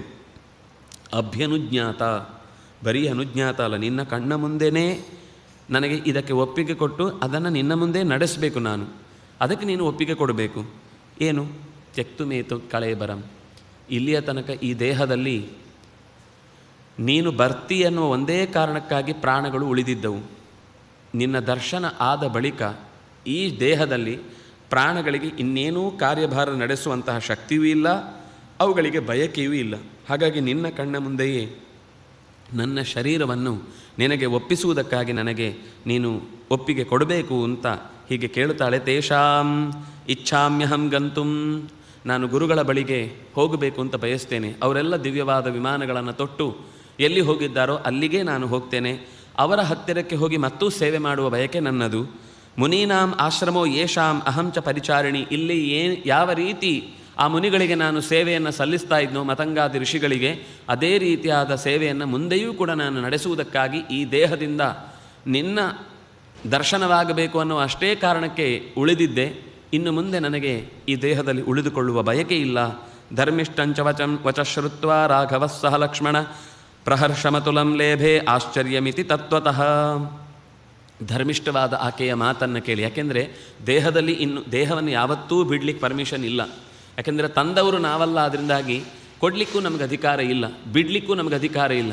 ಯಾಕೆಂದರೆ ಹೇಗೆ ಬಂದೆವು, ಎಲ್ಲಿಂದ ಬಂದೆವು, ಯಾಕಾಗಿ ಬಂದೆವು, ಇದು ಯಾವುದರ ಬಗ್ಗೆಯೂ ಅರಿವಿಲ್ಲದೆ ಇದ್ದೇವೆ ಅಷ್ಟೇ ಈ ಶರೀರದಲ್ಲಿ. ಅವನು ಬಾಡಿಗೆಯನ್ನು ಕೊಟ್ಟವನು, ಅವನು ಎಲ್ಲಿಯ ತನಕ ಇದಕ್ಕೊಂದು ದಿನಗಳನ್ನು ಗೊತ್ತು ಮಾಡಿರ್ತಾನೋ ಅಲ್ಲಿಯ ತನಕ ನಾವು ಇರಲೇಬೇಕು. ಕುರುವನ್ನೇವ ಇಹ ಕರ್ಮಾಣಿ ಜಿಜೀವಿಷೇ ಶತಂ ಸಮಾಹ ಏವಂ ತ್ವಯಿ ನಾಣ್ಯತೆ ಥೋಸ್ತಿ ನ ಕರ್ಮ ಲಿಪ್ಯತೆ ನರೆ. ಅದರಿಂದಾಗಿ 100 ವರ್ಷಗಳ ಕಾಲ ಬದುಕುವ ಆಸೆಯನ್ನು, ಕರ್ಮವನ್ನು ಮಾಡುವುದಕ್ಕಾಗಿ ಬಯಸಬೇಕು, ಮಾಡುತ್ತಲೇ ಇರಬೇಕು, ಮಾಡುತ್ತಲೇ ಬಯಸಬೇಕು. ಹೀಗಿರುವಂತಹ ಸ್ಥಿತಿಯಲ್ಲಿ ಇದೆಂಥ ಪ್ರಾರ್ಥನೆ ಅಂತ ಸಹಜವಾಗಿ ಅನ್ನಿಸುವುದನ್ನು ರಾಮಚಂದ್ರ ತಪ್ಪಿಸುವುದಕ್ಕಾಗಿ ತಕ್ಷಣ ಆ ಮಾತು ಹೇಳ್ತಾನೆ, ಧರ್ಮಿಷ್ಠಂ ವಚಃ. ಅವಳ ಪ್ರಾರ್ಥನೆಯಲ್ಲಿ ಯಾವುದೂ ಕೂಡ ಅದು ದುಡುಕಿನಿಂದಲೋ ಬೇಜಾರಿನಿಂದಲೋ ಅಥವಾ ಕರ್ತವ್ಯದ ಹೊಣೆಗಾರಿಕೆಯಿಂದ ತಪ್ಪಿಸಿಕೊಳ್ಳುವುದಕ್ಕೋ ಯಾವ ಉದ್ದೇಶವೂ ಇಲ್ಲದೆ ಅವಳ ಮಾತಿನಲ್ಲಿ ಸಹಜವಾದ ದೇಹವನ್ನು ಭಗವಂತನಿಗೆ ಒಪ್ಪಿಸುವ, ಆ ಮೂಲಕ ತಾನು ಇಲ್ಲಿಯ ತನಕ ಮಾಡಿದ ಎಲ್ಲ ಕರ್ಮಾಂಗಗಳನ್ನು ನಿವೇದಿಸಿಕೊಳ್ಳುವಂತಹ ರೀತಿಯಲ್ಲಿ ಕೇಳ್ತಾ ಇದ್ದ ಮಾತಿಗಾಗಿ ಭಗವಂತ ಪ್ರಹರ್ಷ ಮತುಲಂ ಲೇಭೆ ಆಶ್ಚರ್ಯಮಿತಿ ತತ್ವತಃ. ಆ ಪ್ರದೇಶವನ್ನು ನೋಡಿ ಬಂದಾಗಲೆಲ್ಲ ಆಶ್ಚರ್ಯಂ ಆಶ್ಚರ್ಯಂ, ಎಷ್ಟು ಚೆನ್ನಾಗಿದೆ ಎಷ್ಟು ಚೆನ್ನಾಗಿದೆ ಅಂತ ಎಲ್ಲವನ್ನು ಹೇಳ್ತಾ ಹೇಳ್ತಾ ಬಂದು ಅವಳು ಈ ಮಾತನ್ನು ಕೇಳಿದಾಗ, ರಾಮ ಶ್ರವಣೀಂ ಸಂಶಿತೋ ವ್ರತಾಂ ಅರ್ಚಿತೋಹಂ ತ್ವಯಾ ಭಕ್ತ್ಯ, ನೀನು ಅತ್ಯಂತ ಭಕ್ತಿಯಿಂದ ನನಗೆ ಎಲ್ಲ ಅನುಕೂಲಗಳನ್ನು ಮಾಡಿಕೊಟ್ಟಿದ್ದಿ, ಪ್ರೀತಿಯಿಂದ ಸೇವೆ ಮಾಡಿದ್ದಿ, ನನಗೆ ಬೇಕಾದ್ದೆಲ್ಲ ಕೊಟ್ಟಿದ್ದಿ. ಕಾಮಂ ಯಥಾ ಸುಖಂ ಗಚ್ಚ, ನೀನು ಬಯಸಿದಲ್ಲಿಗೆ ಬಯಸಿದ ರೀತಿಯಲ್ಲೇ ನಿನ್ನ ದೇಹವನ್ನು ತ್ಯಾಗ ಮಾಡುವುದಕ್ಕೆ ಇತ್ಯುಕ್ತ ಜಟಿಲ ವೃದ್ಧ ಚೀರ ಕೃಷ್ಣಾಜಿನಾಂಬರ ವಲ್ಕಲವನ್ನು ಅಜಿನವನ್ನು ತೊಟ್ಟಿದ್ದಂತಹ ವೃದ್ಧಳಾದ ಆಕೆ ಮುಹೂರ್ತದ ಕಾಲ ಒಂದು ದೇಹವನ್ನು ಬಿಡುವುದಕ್ಕೆ ಮೊದಲೇ ಮಾನಸಿಕವಾಗಿ ಸಿದ್ಧತೆ ನಡೆಸಿದ್ದವಳು ಜೀರ್ಣಂ ಜಿಹಾಸತಿ, ಜೀರ್ಣವನ್ನೇ ಆಗಲೇ ದೇಹ ಪೂರ್ತಿ ವ್ರತಾನುಷ್ಠಾನಗಳಿಂದ ಸೇವೆಯಿಂದ ಮುದಿಯಾಗಿ ಫಲಿತ ಗಲಿತ ಇದು ಯಾವುದೂ ಇನ್ನು ಉಳಿಲಿಕ್ಕೆ ಸಾಧ್ಯವೇ ಇಲ್ಲ, ಜೀರ್ಣವಾದ ಶರೀರ. ಅಂತಹ ಶರೀರದಲ್ಲೇ ಮುಹೂರ್ತ ಕಾಲದಲ್ಲಿ ಇದ್ದು ಅನುಜ್ಞೆಯನ್ನು ಪಡೆದು ಒಂದು ಅಗ್ನಿಯನ್ನು ರಚನೆ ಮಾಡಿ ರಾಮೇಣ ಹುತ್ವಾ ಆತ್ಮಾನಂ, ರಾಮನಲ್ಲಿ ತನ್ನ ಮನಸ್ಸನ್ನು ತನ್ನ ಜೀವವನ್ನು ಆಹುತಿ ಕೊಟ್ಟು ಅದನ್ನು ಅಗ್ನಿಯಲ್ಲಿ ರಾಮಾಯ ಸ್ವಾಹ ಅಂತ ತನ್ನ ದೇಹವನ್ನು ಅರ್ಪಿಸಿ ಜ್ವಲತ್ಪಾವಕ ಸಂಕಾಶ, ತಾನೇ ಬೆಂಕಿಯಲ್ಲಿ ಬೆಳಗುವ ಬೆಂಕಿಯಾಗಿ ಬಿದ್ದು ಸ್ವರ್ಗದ ಕಡೆಗೆ ಸಾಗಿದಳು. ಅಲ್ಲಿ ಹೋಗುವಾಗ ದಿವ್ಯಾಭರಣ ಸಂಯುಕ್ತ, ಅಪರೂಪದ ಆಭರಣಗಳನ್ನು ತೊಟ್ಟಿದ್ದಾಳೆ, ದಿವ್ಯವಾದ ಮಾಲೆಗಳಿವೆ, ದಿವ್ಯ ಬಟ್ಟೆಯನ್ನು ತೊಟ್ಟಿದ್ದಾಳೆ, ನೋಡುವುದಕ್ಕೆ ಅತ್ಯಂತ ಚಂದ ಇದ್ದಾಳೆ. ವಿರಾಜಯಂತಿ ತಮ್ ದೇಶಂ, ಎಲ್ಲಿ ಆ ದೇವತೆಗಳಿದ್ದಾರೋ ಆ ದೇಶದ ಕಡೆಗೆ ಬೆಳಕಿನಂತೆ ಸೌದಾಮಿನಿ ಮಿಂಚೊಂದು ವೇಗವಾಗಿ ಪ್ರವೇಶಿಸುವಂತೆ ನೆಲವನ್ನು ಬಿಟ್ಟು ಆಗಸದೆಡೆಗೆ ಸಾಗಿದೆ. ತತ್ರ ತೇ ಸುಕೃತಾತ್ಮಾನಃ ವಿಹರಂತಿ ಮಹರ್ಷಯಃ ತತ್ಪುಣ್ಯಂ ಶಬರೀಸ್ಥಾನಂ ಜಗಾಮ ಆತ್ಮಸಮಾಧಿನ. ನಿರಂತರವಾಗಿ ಭಗವಂತನ ಎಚ್ಚರದಿಂದ ಮನಸ್ಸನ್ನು ಕೊಟ್ಟುಕೊಂಡೇ ಎಚ್ಚರ ಇದ್ದುಕೊಂಡೇ ದೇಹವನ್ನು ಬಿಡುವ ಈ ಸ್ಥಿತಿಯಲ್ಲಿ ಆಕೆ ತಾನು ಯಾರಿಗೆ ಸೇವೆ ಮಾಡಬೇಕಿದೆ ಮತ್ತು ಅಂತ ಭಾವಿಸಿದ್ದಳು ಆ ಸ್ಥಾನವನ್ನು ಹೋಗಿ ಸೇರಿದ್ದಾಳೆ ಅನ್ನುವಲ್ಲಿಗೆ 74ನೆಯ ಸರ್ಗ ಇಲ್ಲಿಗೆ ಮುಕ್ತಾಯಗೊಂಡಿದೆ. ಇನ್ನೊಂದು ಸ್ವಲ್ಪ ಅಂಶ ಮುಂದಿನ ಸರ್ಗಕ್ಕೆ ಹೋಗಬೇಕಾದ ಕೆಲವು ಅಂಶಗಳನ್ನು, ಮುಂದಿನ ಕಾಂಡಕ್ಕೆ ಹೋಗಲಿಕ್ಕೆ ಬೇಕಾದ ಕೆಲವು ಅಂಶಗಳನ್ನು 4 ಮಾತುಗಳಲ್ಲಿ ಹೇಳಿದ್ದಾರೆ. ಮತ್ತೆ ನಾಳೆ ನಾವು ಕಿಷ್ಕಿಂಧೆಗೆ ಕಿಂ ಧತ್ತೆ, ಏನನ್ನು ಹೊತ್ತಿಲ್ಲ ಎಲ್ಲವನ್ನೂ ಹೊತ್ತಿದೆ ಅನ್ನುವ ಒಂದು ವಿಚಿತ್ರವಾದ ಪ್ರದೇಶಕ್ಕೆ ರಾಮಚಂದ್ರ ನಮ್ಮನ್ನು ಕರ್ಕೊಂಡು ಹೋಗ್ತಾನೆ. ಅವನ ಜೊತೆಗೆ ಸಾಧ್ಯವಾದಷ್ಟು ಓಡಾಡುತ್ತಾ ಅಲ್ಲಿರುವ ಪ್ರಾಣನ ಪರಿಚಯವನ್ನು ಮಾಡಿಕೊಳ್ತಾ ನಮ್ಮೊಳಗೂ ಕಿಂ ಧತ್ತೆ ಅಂತ ನಾವು ಪ್ರಶ್ನೆ ಮಾಡಿಕೊಳ್ಳುವಂತೆ, ಇದ್ದ ವಸ್ತುಗಳನ್ನು ತಿಳಿದು ಹುಡುಕಿ ಎತ್ತಿ ಆಶ್ಚರ್ಯಪಟ್ಟು ಸಂತೋಷದಿಂದ ಅನುಭವಿಸುವಂತೆ ರಾಮಚಂದ್ರ ಅನುಗ್ರಹಿಸಲಿ ಅಂತ ಪ್ರಾರ್ಥಿಸ್ತಾ, ಕಾಯೇನ ವಾಚ ಮನಸ ಇಂದ್ರಿಯೈರ್ವ ಬುದ್ಧಿಯ ಆತ್ಮನಾವ ಅನುಸೃತ ಸ್ವಭಾವ ಕರೋಮಿ ಯದ್ಯತ್ ಸಕಲಂ ಪರಸ್ಮೈ ನಾರಾಯಣಾಯೇತಿ ಸಮರ್ಪಯಾಮಿ. ಶ್ರೀಕೃಷ್ಣಾರ್ಪಣಮಸ್ತು.